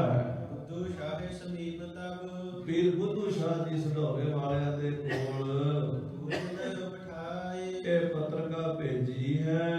ਜੋ ਪਈ ਉਪਾਲੰਬ ਬਹੁਤ ਸਹਿ ਬਿਠਾਏ। ਮਹਾਰਾਜ ਸਾਹਿਬ ਜੀ ਨੇ ਇਹ ਉਲਾਂਭਾ ਭੇਜਿਆ ਲਿਖ ਕੇ ਨੌਕਰ ਜੇ ਪਠਾਨ ਰਖਵਾਏ। ਕਿ ਪੀਰ ਜੀ ਤੁਹਾਡੇ ਪਠਾਨ ਦਾ ਸਾਥ ਛੱਡ ਗਏ। ਐਨ ਮੌਕੇ ਤੇ ਜਿਹੜੇ ਤੁਸੀਂ ਪਠਾਨ ਸਾਡੇ ਕੋਲ ਨੌਕਰ ਕਰਾਏ ਸੀ, ਫੌਜੀ ਭਰਤੀ ਕਰਾਏ ਸੀ, ਆਵਤ ਰਹੇ ਰੋਜ਼ ਦਰਮਾਹਾ। ਉਹ ਰੋਜ਼ਾਨਾ ਤਨਖਾਹ ਲੈਂਦੇ ਰਹੇ। ਆਪਣੀ ਜਿਹੜੀ ਉਹਨਾਂ ਦੀ ਬਣਦੀ ਤਨਖਾਹ ਸੀ ਉਹਨਾਂ ਨੂੰ ਅਸੀਂ ਦਿਆ ਕਰਦੇ ਸੀ, ਉਹ ਲੈਂਦੇ ਸੀ। ਰੋਜ਼ ਦੀ ਸਿਪਾਹੀ ਨੂੰ 1 ਰੁਪਈਆ ਰੋਜ਼ ਦਾ ਤੇ ਜਥੇਦਾਰ ਨੂੰ 5 ਰੁਪਈਏ ਰੋਜ਼ ਦੇ। ਇਹ ਜਿਹੜੀ ਤਨਖਾਹ ਉਹਨਾਂ ਨੂੰ ਮਿਲਦੀ ਸੀ। ਧਨ ਗਨ ਲੀਨਸ ਆਪਣੇ ਪਾਹਾ। ਕਈ ਮਹੀਨੇ ਤਨਖਾਹ ਖਾਂਦੇ ਰਹੇ, ਗੁਰੂ ਘਰ ਦਾ ਲੰਗਰ ਛਕਦੇ ਰਹੇ, ਬਹੁਤ ਪੈਸਾ ਲੈ ਗਏ। ਵਹਿ ਜੰਗ ਕੋ ਕਾਰਜ ਬਰਿਓ। ਹੁਣ ਜਦੋਂ ਜੰਗ ਦਾ ਸਮਾਂ ਆਇਆ ਹੈ, ਲੜਾਈ ਦਾ ਸਮਾਂ ਬਣਿਆ ਹੈ, ਦੇਖ ਗੀਤੀਨ ਕੋ ਮਨ ਡਰਿਓ। ਤੇ ਕਾਇਰਾਂ ਦਾ ਪਠਾਣਾ ਦਾ ਮਨ ਡਰ ਗਿਆ ਹੈ ਵੀ ਗੁਰੂ ਨੇ ਸਾਨੂੰ ਹੀ ਅੱਗੇ ਕਰਨਾ, ਹੋਰ ਕੋਈ ਲੜਨ ਵਾਲਾ ਕੋਈ ਨਹੀਂ। ਲਖ ਰਾਜਨ ਕੀ ਸੈਨ ਕਨੇਰੀ। ਰਾਜਿਆਂ ਦੀ ਫੌਜ ਜ਼ਿਆਦਾ ਸਮਝ ਕੇ ਤੁਹਾਡੇ ਪਠਾਨ ਡਰ ਗਏ ਨੇ ਪੀਰ ਜੀ। ਬਨ ਕਾਤੁਰ ਚੜ ਗਏ ਤਿਸ ਮੇਰੀ। ਉਹ ਕਾਇਰ ਬਣ ਕੇ ਮੈਦਾਨ ਛੱਡ ਗਏ ਨੇ ਪੀਰ ਜੀ। ਜਾਏ ਗਰੇਸ਼ਨ ਸਾਥ ਮਿਲੇ ਹੈ। ਉਹ ਪਹਾੜੀਆਂ ਨਾਲ ਜਾ ਮਿਲੇ ਨੇ। ਅਸ ਨੌਕਰ ਰਖਵਾਏ ਭਲੇ ਤੇ ਹੈ। ਚੰਗੇ ਨੌਕਰ ਰਖਵਾਏ ਨੇ ਸਾਡੇ ਕੋਲ। ਲੜਾਈ ਦੇ ਵਿੱਚ ਧੋਖਾ ਦੇ ਕੇ ਕੰਮ, ਸਿਪਾਹੀ ਨੂੰ ਕਿਸੇ ਨੇ ਪੁੱਛਿਆ ਤੇਰਾ ਕੰਮ ਕੀ ਹੈ, ਉਹਨੇ ਕਿਹਾ ਮੇਰਾ ਕੰਮ ਲੜਨਾ ਹੀ ਹੈ। ਤੇ ਜੇ ਲੜਨਾ ਨਹੀਂ ਤੇ ਫਿਰ ਸਿਪਾਹੀ ਨੇ ਕਰਨਾ ਕੀ ਹੈ, ਹੋਰ ਉਹਦਾ ਕੰਮ ਹੀ ਨਹੀਂ ਕੋਈ। ਤੇ ਚੰਗੇ ਨੌਕਰ ਰਖਾਏ ਨੇ, ਚੰਗੀ ਫੌਜ ਭਰਤੀ ਕਰਾਈ ਹੈ। ਜੰਗ ਦੇ ਸਮੇਂ ਧੋਖਾ ਦੇ ਗਈ ਹੈ। ਭਏ ਮੂੜ ਮਤ ਨਿਮਕ ਹਰਾਮੀ। ਇਹ ਨਿਮਕ ਹਰਾਮੀ ਹੋ ਗਏ ਨੇ, ਨਿਮਕ ਖਾ ਕੇ ਗੁਰੂ ਘਰ ਦਾ ਹਰਾਮ ਕਰ ਦਿੱਤਾ ਹੈ। ਨਹੀਂ ਕਾਮ ਆਏ ਨਿਜ ਸੁਆਮੀ। ਆਪਣੇ ਮਾਲਕ ਦੇ ਜਿਹਦਾ ਲੂਣ ਖਾਧਾ ਉਹਦੇ ਕੰਮ ਨਹੀਂ ਆਏ। ਬੁੱਧੂ ਸ਼ਾਹੇ ਪੜਿਓ ਖਤ ਜਬੈ। ਜਦੋਂ ਪੀਰ ਬੁੱਧੂ ਸ਼ਾਹ ਨੇ ਗੁਰੂ ਕਲਗੀਆਂ ਵਾਲੇ ਪਾਤਸ਼ਾਹ ਦਾ ਇੱਕ ਖਤ ਪੜਿਆ, ਇਹ ਚਿੱਠੀ ਪੜ੍ਹੀ, ਧੁਨਿਓ ਸੀਸ ਜੁਦ ਚਿੰਤਾ ਤਬੈ। ਬੜੀ ਚਿੰਤਾ ਚ ਪੈ ਗਏ ਪੀਰ ਜੀ, ਸਿਰ ਧੁਣਿਆ, ਬੜੇ ਹੈਰਾਨ ਹੋਏ। ਮੁਝ ਕੋ ਬੀਚ ਦੀਨ ਮਤ ਬੂਢੇ। ਕਹਿਣ ਲੱਗੇ ਤਾਂ ਬੜਾ ਮਾੜਾ ਕੀਤਾ ਮੂਰਖਾਂ ਨੇ, ਮੈਨੂੰ ਵਿੱਚ ਪਵਾ ਕੇ ਨੌਕਰੀ ਲਈ ਸੀ। ਕੋਈ ਨੌਕਰੀ ਤੇ ਰੱਖਦਾ ਨਹੀਂ ਸੀ ਉਹਨਾਂ ਨੂੰ, ਮੈਨੂੰ ਹਰਾਮੀਆਂ ਨੇ। ਬਾਦਸ਼ਾਹ ਨੇ ਕੱਢਿਆ ਹੋਇਆ ਸੀਗਾ। ਬਾਦਸ਼ਾਹ ਦੇ ਕੱਢੇ ਨੂੰ ਕੌਣ ਰੱਖੇ? 12 ਪੱਤਰ ਸਨ, ਲਿਖਿਆ ਹੋਇਆ ਸੀ ਵੀ ਕੋਈ ਇਹਨਾਂ ਨੂੰ ਨੌਕਰੀ ਤੇ ਰੱਖੇਗਾ ਉਹ ਵੀ ਸਾਡਾ ਦੁਸ਼ਮਣ ਹੋਏਗਾ। ਇਹ ਕੱਢੇ ਹੋਏ ਸਰਕਾਰੀ ਨੌਕਰੀ ਚੋਂ ਤੇ ਗੁਰੂ ਕਲਗੀਧਰ ਨੇ ਇਹਨਾਂ ਨੂੰ ਥਾਂ ਦਿੱਤੀ। ਮੇਰੇ ਕਹੇ ਤੇ ਇਹਨਾਂ ਨੇ ਮੇਰਾ ਵੀ ਨਾਮ ਬਦਨਾਮ ਕਰਤਾ, ਕਲੰਕ ਲਾ ਦਿੱਤਾ ਹੈ। ਰਣ ਤੇ ਡਰ ਕਰ ਗਏ ਅਰੂਠੇ। ਇਹ ਜੰਗ ਤੋਂ ਡਰ ਕੇ ਭੱਜ ਗਏ ਨੇ। ਉਪਾਲੰਬ ਸਤਿਗੁਰ ਕਹਿ ਸਾਚੋ। ਇਹ ਗੁਰੂ ਸਾਹਿਬ ਦਾ ਉਲਾਂਭਾ ਸੱਚਾ ਹੈ, ਉਹਨਾਂ ਦੀ ਚਿੱਠੀ ਸੱਚੀ ਹੈ। ਬਈ ਜੋ ਉਹਨਾਂ ਨੇ ਲਿਖਿਆ ਵੀ ਐਨ ਮੌਕੇ ਤੇ ਜੰਗ ਦੇ ਸਮੇਂ ਤੇ ਇਸ ਤਰ੍ਹਾਂ ਸਿਪਾਹੀ ਨੂੰ ਨਹੀਂ ਕਰਨਾ ਚਾਹੀਦਾ। ਜਿਸ ਤੇ ਪਰਿਓ ਤਿਨ ਹੋ ਸੰਗ ਕਾਚੋ। ਕਿਉਂ ਮੈਂ ਹੁਣ ਗੁਰੂ ਸਾਹਿਬ ਦੇ ਸਾਹਮਣੇ ਕੱਚਾ ਪੈ ਗਿਆ, ਫਿੱਕਾ ਪੈ ਗਿਆ। ਅਬ पुरुषार्थ मैं निज करूं। ਹੁਣ ਮੈਨੂੰ ਕੁਝ ਕਰਨਾ ਚਾਹੀਦਾ, ਉਦਮ ਕਰਨਾ ਚਾਹੀਦਾ, ਪੁਰਸ਼ਾਰਥ ਕਰਨਾ ਚਾਹੀਦਾ। ਪੀਰ ਜੀ ਸੋਚਦੇ ਹਨ ਤਨ ਮਨ ਤੈ ਗੁਰ ਕਾਰਜ ਕਰੂੰ। ਮੈਂ ਆਪਣਾ ਤਨ ਮਨ ਵੀ ਵਾਰ ਦਿਆਂ ਤੇ ਗੁਰੂ ਦੀਆਂ ਖੁਸ਼ੀਆਂ ਲੈ ਲਵਾਂ। ਜਹਦ ਪ੍ਰਭੂ ਢਿਗ ਆਪਨ ਰਸੀਦ। ਪੀਰ ਬੁੱਧੂ ਸ਼ਾਹ ਜੀ ਗੁਰੂ ਗਰੀਬ ਨਵਾਜ ਦੇ ਚਰਨਾਂ 'ਚ ਆਪਣੀ ਪਹੁੰਚ ਬਣਾਉਣੀ ਚਾਹੁੰਦੇ। ਪਹੁੰਚ ਇੱਕ ਦੁਨਿਆਵੀ ਹੁੰਦੀ, ਇੱਕ ਪਰਮਾਰਥੀ ਹੁੰਦੀ ਹੈ। ਦੁਨਿਆਵੀ ਵਡਿਆਈਆਂ, ਦੁਨਿਆਵੀ ਅਹੁਦੇ, ਦੁਨਿਆਵੀ ਲਾਭ ਲੈਣ ਲਈ ਵੀ ਬਹੁਤ ਦੁਨੀਆ ਭੱਜ ਦੌੜ ਕਰਦੀ ਹੈ, ਪਰ ਉਸ ਦਰਗਾਹ ਵਾਸਤੇ, ਉਸ ਰੱਬ ਦੇ ਦਰਬਾਰ 'ਚ ਪ੍ਰਵਾਨ ਹੋਣ ਵਾਸਤੇ ਭਗਤ ਸੰਤ ਬ੍ਰਹਮ ਗਿਆਨੀ ਘਰ ਨਿਕਾਲਦੇ ਆ। ਪੀਰ ਬੁੱਧੂ ਸ਼ਾਹ ਜੀ ਉਸ ਦਰਬਾਰ 'ਚ ਸੁਰਖਰੂ ਹੋਣਾ ਚਾਹੁੰਦੇ ਨੇ, ਗੁਰੂ ਦੇ ਦਰ ਵਿੱਚ ਉਹ ਪ੍ਰਵਾਨ ਹੋਣਾ ਚਾਹੁੰਦੇ ਨੇ। ਕਰੇ ਸਕੇਂਦਰ ਸਕਲ ਮੁਰੀਦ। ਪੀਰ ਬੁੱਧੂ ਸ਼ਾਹ ਜੀ ਨੇ ਉਸੇ ਵੇਲੇ ਘੋੜਸਵਾਰ ਭੇਜ ਕੇ ਪਿੰਡਾਂ 'ਚ ਆਪਣੇ ਮੁਰੀਦ ਇਕੱਠੇ ਕਰ ਲਏ। ਭਏ ਸਾਤ ਸਹਿ ਗਿਣਤੀ ਮਾਹੇ। ਫਟਾਫਟ ਪੀਰ ਦੇ ਮੁਰੀਦ ਦੌੜੇ ਆ। ਜਦੋਂ ਪੀਰ ਜੀ ਨੇ ਬੁਲਾਇਆ 700 ਮੁਰੀਦ ਇਕੱਠੇ ਹੋ ਗਏ। ਰਣ ਕਰਵੇ ਕੀ ਧਰਤ ਉਮਾਹੇ। ਸਾਰੇ ਯੋਧੇ ਸਨ। ਮੁਸਲਮਾਨਾਂ ਦੀ ਕੌਮ ਕੁਦਰਤੀ ਜੰਗਾਂ ਜੁੱਧਾਂ 'ਚ ਲੱਗੀ ਹੈ। ਖਾਲਸਾ ਪੰਥ ਤੇ ਮੁਸਲਮਾਨਾਂ ਦਾ ਇਤਿਹਾਸ ਜਿਹੜਾ ਹੈ ਇਹ ਜੰਗਾਂ ਜੁੱਧਾਂ ਵਾਲਾ ਰਿਹਾ ਹੈ। ਤੇ ਭਾਵੇਂ ਉਹ ਮੁਰੀਦ ਸਨ, ਫਿਰ ਵੀ ਲੜਾਈ ਪੜ੍ਹਾਈ ਨੂੰ ਉਹ ਤਿਆਰ ਸਨ। ਉਹਨਾਂ ਸਾਰਿਆਂ ਨੂੰ ਪੀਰ ਬੁੱਧੂ ਸ਼ਾਹ ਜੀ ਨੇ ਤਿਆਰ ਕੀਤਾ। 700 ਮੁਰੀਦ ਜੰਗ ਨੂੰ ਤਿਆਰ ਹੋ ਗਏ। ਚਾਰ ਪੁੱਤਰ ਆਪਣੇ ਸੰਗ ਲੀਨੇ। ਆਪਣੇ ਚਾਰਾਂ ਪੁੱਤਰਾਂ ਨੂੰ ਕਿਹਾ ਪੁੱਤਰ ਕਮਰ ਕਸੇ ਕਰੋ। ਚਾਰੇ ਪੁੱਤਰ ਆਪਣੇ ਨਾਲ ਲੈ ਲਏ ਪੀਰ ਬੁੱਧੂ ਸ਼ਾਹ ਜੀ ਨੇ। ਸਭਾ ਧਨ ਸ਼ਸਤਰਨ ਜੁਦ ਕੀਨੇ। ਸਾਰਿਆਂ ਨੇ ਢਾਲਾਂ, ਤਲਵਾਰਾਂ, ਬਰਛੀਆਂ, ਬੰਦੂਕਾਂ ਸਜਾ ਲਈਆਂ, ਕਮਰ ਕਸੇ ਕਰ ਲਏ, ਘੋੜਿਆਂ ਤੇ ਕਾਠੀਆਂ ਪਾ ਲਈਆਂ। 700 ਪਠਾਨ, 700 ਮੁਰੀਦ ਪੀਰ ਬੁੱਧੂ ਸ਼ਾਹ ਜੀ ਅਤੇ ਉਹਨਾਂ ਦੇ ਚਾਰ ਪੁੱਤਰ ਜੰਗ ਨੂੰ ਚੜ ਪਏ। ਸ਼ਹਿਰ ਸਢੌਰੇ ਤੇ ਚੱਲ ਪਰਿਓ। ਸਢੌਰੇ ਤੋਂ ਪੌਂਟਾ ਸਾਹਿਬ ਲਗਭਗ 40-50 ਕਿਲੋਮੀਟਰ ਦਾ ਫਾਸਲਾ ਹੈ।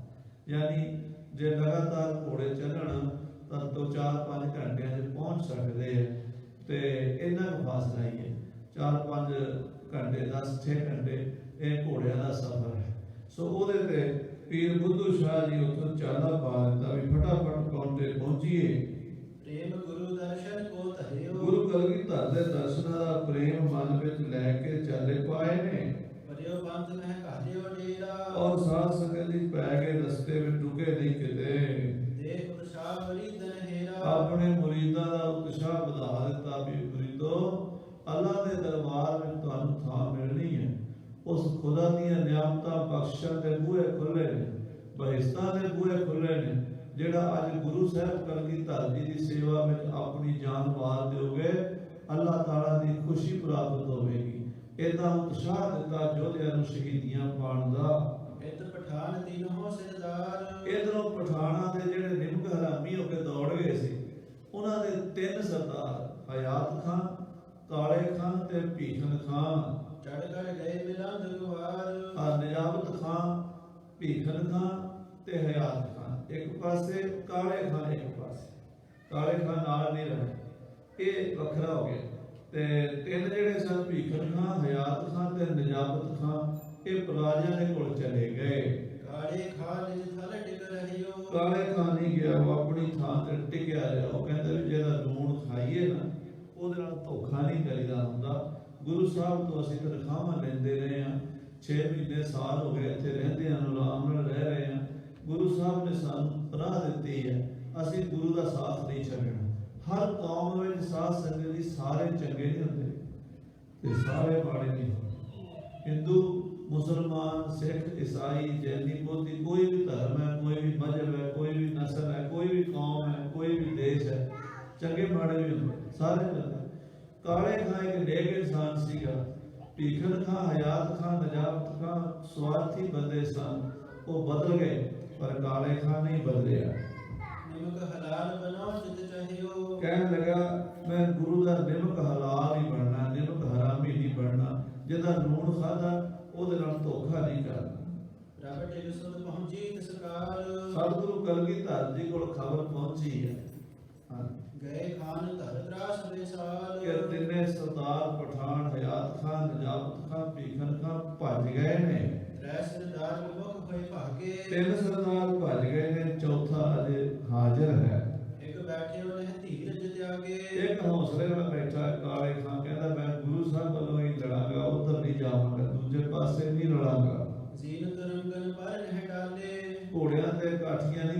ਕਾਲੇ ਖਾਨ ਨੇ, ਉਹਦੀ ਫੌਜ ਦੇ ਜਿਹੜੇ 100 ਸਵਾ 100 ਬੰਦੇ ਨੇ ਉਹ ਵੀ ਬੈਠੇ ਨੇ।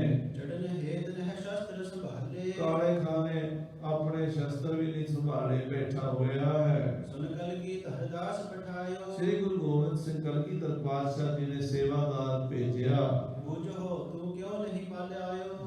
ਜਾ ਕੇ ਪੁੱਛ ਭਾਈ ਕਾਲੇ ਖਾਨ ਨੂੰ ਵੀ ਤੂੰ ਕਿਉਂ ਨਹੀਂ ਆਪਣੇ ਸਾਥੀਆਂ ਨਾਲ ਜਾ ਕੇ ਲੜਦਾ, ਨਿਜ ਸੰਗਲ ਦੇ ਹੋਏ ਬਹੀਨ, ਆਪਣੇ ਸਾਥੀਆਂ ਤੋਂ ਵੱਖਰਾ ਕਿਵੇਂ ਰਹੇਗਾ? ਤੇਰੇ ਸਾਰੇ ਸਾਥੀ ਦੂਜੇ ਪਾਸੇ ਰਲ ਗਏ, ਤੂੰ ਇੱਥੇ ਕੀ ਕਰਦਾ ਹੈ? ਬੈਠ ਰਹਿਓ ਕਿਆ ਮਨ ਮਹਿ ਚੀਨ, ਮਨ ਵਿੱਚ ਕੀ ਜਾਣਿਆ ਹੈ, ਤੂੰ ਕਿਉਂ ਬੈਠਾ ਹੋਇਆ ਹੈ? ਜਾਏ ਸਿੱਖ ਨੇ ਬੂਝਣ ਕਰਿਓ, ਸੋ ਸਾਧ ਸੰਗਤ ਦੀ ਜਾ ਕੇ ਸਿੱਖ ਨੇ ਪੁੱਛਿਆ ਕਾਲੇ ਖਾਂ ਸਰਦਾਰ ਨੂੰ, ਕਾਲੇ ਖਾਂ ਮੇਰੇ ਤੰਤ ਉਚਰਿਓ, ਤੇ ਕਾਲੇ ਖਾਂ ਅੱਗੋਂ ਬੋਲਿਆ ਮੈਂ ਨਹਿ ਮਨ ਹੋ ਨਿਮਕ ਹਰਾਮੀ, ਕਿ ਮੈਂ ਗੁਰੂ ਜੀ ਦਾ ਲੂਣ ਖਾਦਾ, ਜਿਨ੍ਹਾਂ ਦਾ ਮੈਂ ਲੂਣ ਖਾਦਾ, ਮੈਂ ਲੂਣ ਹਰਾਮ ਨਹੀਂ ਕਰਾਂਗਾ। ਆਵੋ ਨਿਜ ਸੁਆਮੀ ਕੇ ਕਾਮੀ, ਮੈਂ ਆਪਣੇ ਮਾਲਕ ਵਾਸਤੇ ਆਪਣੀ ਜਾਨ ਵਾਰਾਂਗਾ, ਮੈਂ ਜੱਗ 'ਚ ਲੜਾਂਗਾ ਤੇ ਗੁਰੂ ਸਾਹਿਬ ਵਾਸਤੇ ਸ਼ਹੀਦ ਹੋਵਾਂਗਾ। ਸੋ ਅਸਵਾਰ ਸੰਗ ਹੈ ਮੇਰੇ, ਮੇਰੇ ਨਾਲ ਆ 100 ਬੰਦਾ ਹੈ ਘੋੜਸਵਾਰ, ਇਹ ਲੜੇਗਾ। ਬੜੇ ਜੰਗ ਦੇ ਪ੍ਰਾਣ ਅਗੇਰੇ, ਅਸੀਂ ਅੱਗੇ ਹੋ ਕੇ ਆਪਣੀਆਂ ਜਾਨਾਂ ਵਾਰਾਂਗੇ, ਗੁਰੂ ਸਾਹਿਬ ਲਈ ਮਰਾਂਗੇ। 100 ਪਠਾਨ ਲੜਾਕੇ ਮੇਰੇ ਨਾਲ ਹਨ, ਮਰ ਕਰ ਭਿਸਤ ਸਿਧਾਵੈ, ਅਸੀਂ ਲੜ ਕੇ ਮਰ ਕੇ ਸ਼ਹੀਦ ਹੋ ਜਾਾਂਗੇ, ਪਰ ਅਸੀਂ ਆਪਣੇ ਗੁਰੂ ਕਲਗੀਧਰ ਨੂੰ ਛੱਡਾਂਗੇ ਨਹੀਂ। ਜੀਵਤ ਜੈਗਰ ਤੇ ਧਨ ਪਾਵੈ, ਜੇ ਜਿਉਂਦੇ ਰਹੇ ਤੇ ਗੁਰੂ ਤੋਂ ਤਨਖਾਹਾਂ ਵੀ ਮਿਲਣਗੀਆਂ, ਇਨਾਮ ਵੀ ਮਿਲਣਗੇ। ਜੇ ਮਰ ਗਏ ਤੇ ਗੁਰੂ ਦੇ ਦਰਬਾਰ 'ਚ ਜਾ ਪਹੁੰਚਾਂਗੇ। ਰੱਬ ਕੋ ਕਰ ਹੈ ਨਿਮਕ ਹਲਾਲ, ਮੈਂ ਆਪਣੇ ਗੁਰੂ ਦਾ, ਗੁਰੂ ਗੋਬਿੰਦ ਸਿੰਘ ਦਾ ਲੂਣ ਖਾ ਕੇ ਹਰਾਮ ਨਹੀਂ ਕਰਾਂਗਾ। ਦੀਨ ਦੁਨੀ ਸੁਧਰਾਏ ਵਿਸਾਰ, ਮੇਰੀ ਦੁਨੀਆ ਵੀ, ਮੇਰਾ ਲੋਕ ਵੀ, ਮੇਰਾ ਪਰਲੋਕ ਵੀ ਗੁਰੂ ਨੇ ਸੁਧਾਰ ਦੇਣਾ। ਮੈਂ ਧਰਮ ਦੇ ਰਾਹ ਤੇ ਚੱਲਾਂਗਾ, ਆਪਣਾ ਨਿਸ਼ਚਾ ਬਦਲਾਂਗਾ ਨਹੀਂ। ਕਾਲੇ ਖਾਂ ਕਹਿਣ ਲੱਗਾ, ਸੁਨ ਕਰ ਗਇਓ ਕਹੀ ਸਭ ਬਾਤ, ਸਿੱਖ ਕਾਲੇ ਖਾਂ ਦੀ ਗੱਲ ਸੁਣ ਕੇ ਆਇਆ ਤੇ 10ਵੇਂ ਪਾਤਸ਼ਾਹ ਨੂੰ ਸਾਰੀ ਗੱਲ ਦੱਸੀ। ਬੋਲਿਓ ਨੰਦ ਚੰਦ ਬਖਿਆਤ, ਦੀਵਾਨ ਨੰਦ ਚੰਦ 10ਵੇਂ ਪਾਤਸ਼ਾਹ ਦੇ ਬੜੇ ਸ਼੍ਰੋਮਣੀ ਯੋਧੇ ਸਨ। ਦੀਵਾਨ ਨੰਦ ਚੰਦ ਜੀ ਬੋਲੇ, ਅਬ ਵਿਸ਼ਵਾਸ ਤੁਰਕਨ ਕੋ ਨਾਹੀ, ਉਹ ਕਹਿਣ ਲੱਗੇ ਗੁਰੂ ਜੀ ਹੁਣ ਇਹਨਾਂ ਪਠਾਣਾ ਦਾ ਵਿਸ਼ਵਾਸ ਨਹੀਂ ਕਰਨਾ ਚਾਹੀਦਾ। ਹੁਣ ਨੀਤੀ ਨਹੀਂ ਕੀਤੀ, ਭਾਵੇਂ ਕਾਲੇ ਖਾਂ ਇਮਾਨਦਾਰ ਹੈ, ਪਰ ਹੁਣ ਵਿਸ਼ਵਾਸ, ਲੜਾਈ ਵਿੱਚ ਵਿਸ਼ਵਾਸ ਨਹੀਂ ਹੁੰਦਾ, ਜੰਗ ਦੇ ਵਿੱਚ ਵਿਸ਼ਵਾਸ ਨਹੀਂ ਹੁੰਦਾ। ਵਿਸ਼ਵਾਸਘਾਤ ਕਰ ਗਏ, ਜੇ ਪਹਿਲਾਂ ਧੋਖਾ ਦੇ ਗਏ, ਇਹ ਵੀ ਕੋਈ ਧੋਖਾ ਕਰ ਗਿਆ, ਫਿਰ ਕੀ ਕਰਾਂਗੇ? ਇਸ ਕਰਕੇ ਇਹਦੇ ਤੇ ਹੁਣ ਭਰੋਸਾ ਨਹੀਂ ਕਰਨਾ। ਕਰਹਿ ਦਗਾ ਰਹਿ ਕਰ ਹਮ ਪਾਹੀ, ਸਾਡੇ ਕੋਲ ਰਹਿ ਕੇ ਕਿਤੇ ਦਗਾ ਨਾ ਹੋ ਜਾਵੇ, ਸਾਡੇ ਨਾਲ ਜਿਵੇਂ ਪਹਿਲੇ ਕਰ ਗਏ ਨੇ। ਰੱਬ ਜੀ ਕਿਸੂ ਨ ਰਾਖਨ ਕਰੀਏ, ਗੁਰੂ ਜੀ ਹੁਣ ਕਿਸੇ ਵੀ ਪਠਾਨ ਨੂੰ ਨਾ ਰੱਖੋ। ਮੈਂ ਕਿਸੇ ਪਠਾਨ ਨੂੰ ਵੀ ਰੱਖਣ ਦੇ ਹੱਕ ਵਿੱਚ ਨਹੀਂ ਆ। ਦੀਵਾਨ ਨੰਦ ਚੰਦ ਜੀ ਕਹਿੰਦੇ ਤਿਨ ਕੋ ਹੀ ਇਹ ਭਰਾਤ ਵਿਚਰੀ ਹੈ, ਇਹ ਉਹਨਾਂ ਦਾ ਹੀ ਭਰਾ ਹੈ ਨਾ ਜਿਹੜੇ ਭੱਜ ਗਏ ਨੇ। ਹਯਾਤ ਖਾਂ, ਨਜਾਬਤ ਖਾਂ, ਭੀਖਨ ਖਾਂ, ਇਹ ਚੌਥਾ ਕਾਲੇ ਖਾਂ। ਜੇ 3 ਚਲੇ ਗਏ ਨੇ, ਇਹਨੂੰ ਵੀ ਤੋੜ ਲਈਏ। ਤਬ ਸਤਿਗੁਰ ਸਿੱਖ ਕੋ ਸਮਝਾਇਓ, ਤਾਂ ਮਹਾਰਾਜ ਨੇ ਉਸ ਸਿੱਖ ਨੂੰ ਸਮਝਾ ਕੇ ਭੇਜਿਆ। ਹੇਤ ਚੜਾਵਨ ਤੁਰਤ ਬਿਠਾਇਓ, ਮਹਾਰਾਜ ਨੇ ਭੇਜਿਆ ਸਿੱਖ ਨੂੰ ਵੀ ਉਹਨੂੰ ਕਹੋ ਵੀ ਤੂੰ ਵੀ ਚਲਾ ਜਾ। ਜਾਏ ਤੁਰਤ ਤਿਹ ਸਾਥ ਬਖਾਨੀ, ਸਿੱਖ ਨੇ ਜਾ ਕੇ ਕਾਲੇ ਖਾਂ ਨੂੰ ਆਖਿਆ ਸੁਨੋ ਖਾਨ ਭਾਖੀ ਗੁਰਬਾਣੀ, ਕਿ ਖਾਨ ਜੀ ਗੁਰੂ ਕਲਗੀਧਰ ਪਾਤਸ਼ਾਹ ਨੇ ਕਿਹਾ ਹੈ, ਤਥਾ ਕੂੰਜ ਪਿਛ ਰਹਿ ਜਡਾਰ, ਜਿਵੇਂ ਕੂੰਜ ਆਪਣੀ ਡਾਰ ਤੋਂ ਵਿਛੜ ਜਾਵੇ ਨਾ, ਕੱਲੀ ਕੁਰਲਾਂਦੀ ਰਹਿੰਦੀ ਹੈ। ਹਾਂਜੀ, ਬਿਲਪਤ ਹੈ ਆਨੰਦ ਕੋ ਡਾਰ, ਜਿਵੇਂ ਡਾਰ ਤੋਂ ਵਿਛੜੀ ਕੂੰਜ ਕੁਰਲਾਂਦੀ ਹੈ, ਭਾਈਚਾਰੇ ਤੋਂ ਟੁੱਟਾ ਬੰਦਾ ਵੀ ਇਉਂ ਹੋ ਜਾਂਦਾ ਹੈ। ਰਹਿਤ ਰਹਿਤ ਜਬ ਕਬ ਤਹ ਮਿਲੇ, ਜਦੋਂ ਕਿਤੇ ਦੂਰ ਜਾ ਕੇ ਮੇਲ ਮਿਲਾਪ ਹੁੰਦਾ ਹੈ, ਬਿਨਾ ਮਿਲੇ ਨਹਿ ਭਾਵਤ ਭਲੇ, ਉਹ ਫਿਰ ਉਹਨਾਂ ਨੂੰ ਸ਼ਾਂਤੀ ਮਿਲਦੀ ਹੈ। ਜੇ ਨਾ ਮਿਲੇ ਤਾਂ ਭਟਕਦੀ ਰਹਿੰਦੀ ਹੈ ਕੂੰਜ। ਜਿਮਹੀ ਆਪਣੀ ਦਸ਼ਾ ਨਿਹਾਰੋ, ਇਸ ਤਰ੍ਹਾਂ ਕਾਲੇ ਖਾਨ ਦੀ ਆਪਣੀ ਦਸ਼ਾ ਨੂੰ ਵੇਖੋ।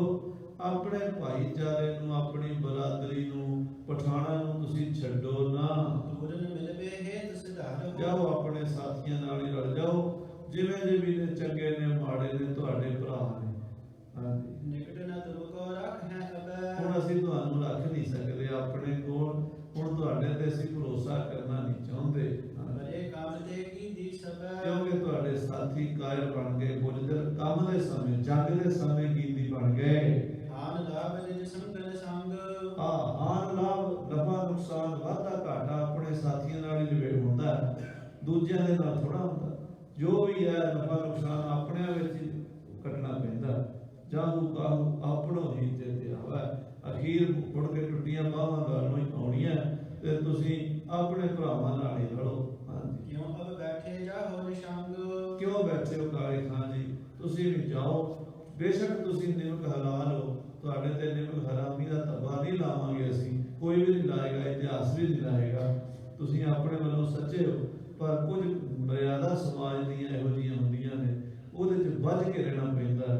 ਭਾਈਚਾਰਾ ਛੱਡਣਾ ਵੀ ਬੜਾ ਔਖਾ ਹੁੰਦਾ। सुन काले खां बहुर बखाना, ਕਾਲੇ ਖਾਨ ਇਹ ਗੱਲ ਸੁਣ ਕੇ ਅੱਗੋਂ ਬੋਲਿਆ गुर को लवन खान कर खाना, ਕਿ ਮੈਂ ਗੁਰੂ ਗੋਬਿੰਦ ਸਿੰਘ ਜੀ ਦਾ ਲੂਣ ਖਾਦਾ ਹੈ, भरे जंग के जाऊं न कैसे, ਹੁਣ ਮੈਂ ਜੰਗ ਦੇ ਸਮੇਂ ਛੱਡ ਕੇ ਨਹੀਂ ਜਾਣਾ। मैं ना बनहो तिन्हु खल जैसे, ਮੈਂ ਉਹਨਾਂ ਮੂਰਖਾਂ ਵਰਗੀ ਮੂਰਖਤਾ ਨਹੀਂ ਕਰਨੀ ਜਿਹੜੀ ਮੇਰੇ ਭਰਾਵਾਂ ਨੇ ਕੀਤੀ ਹੈ।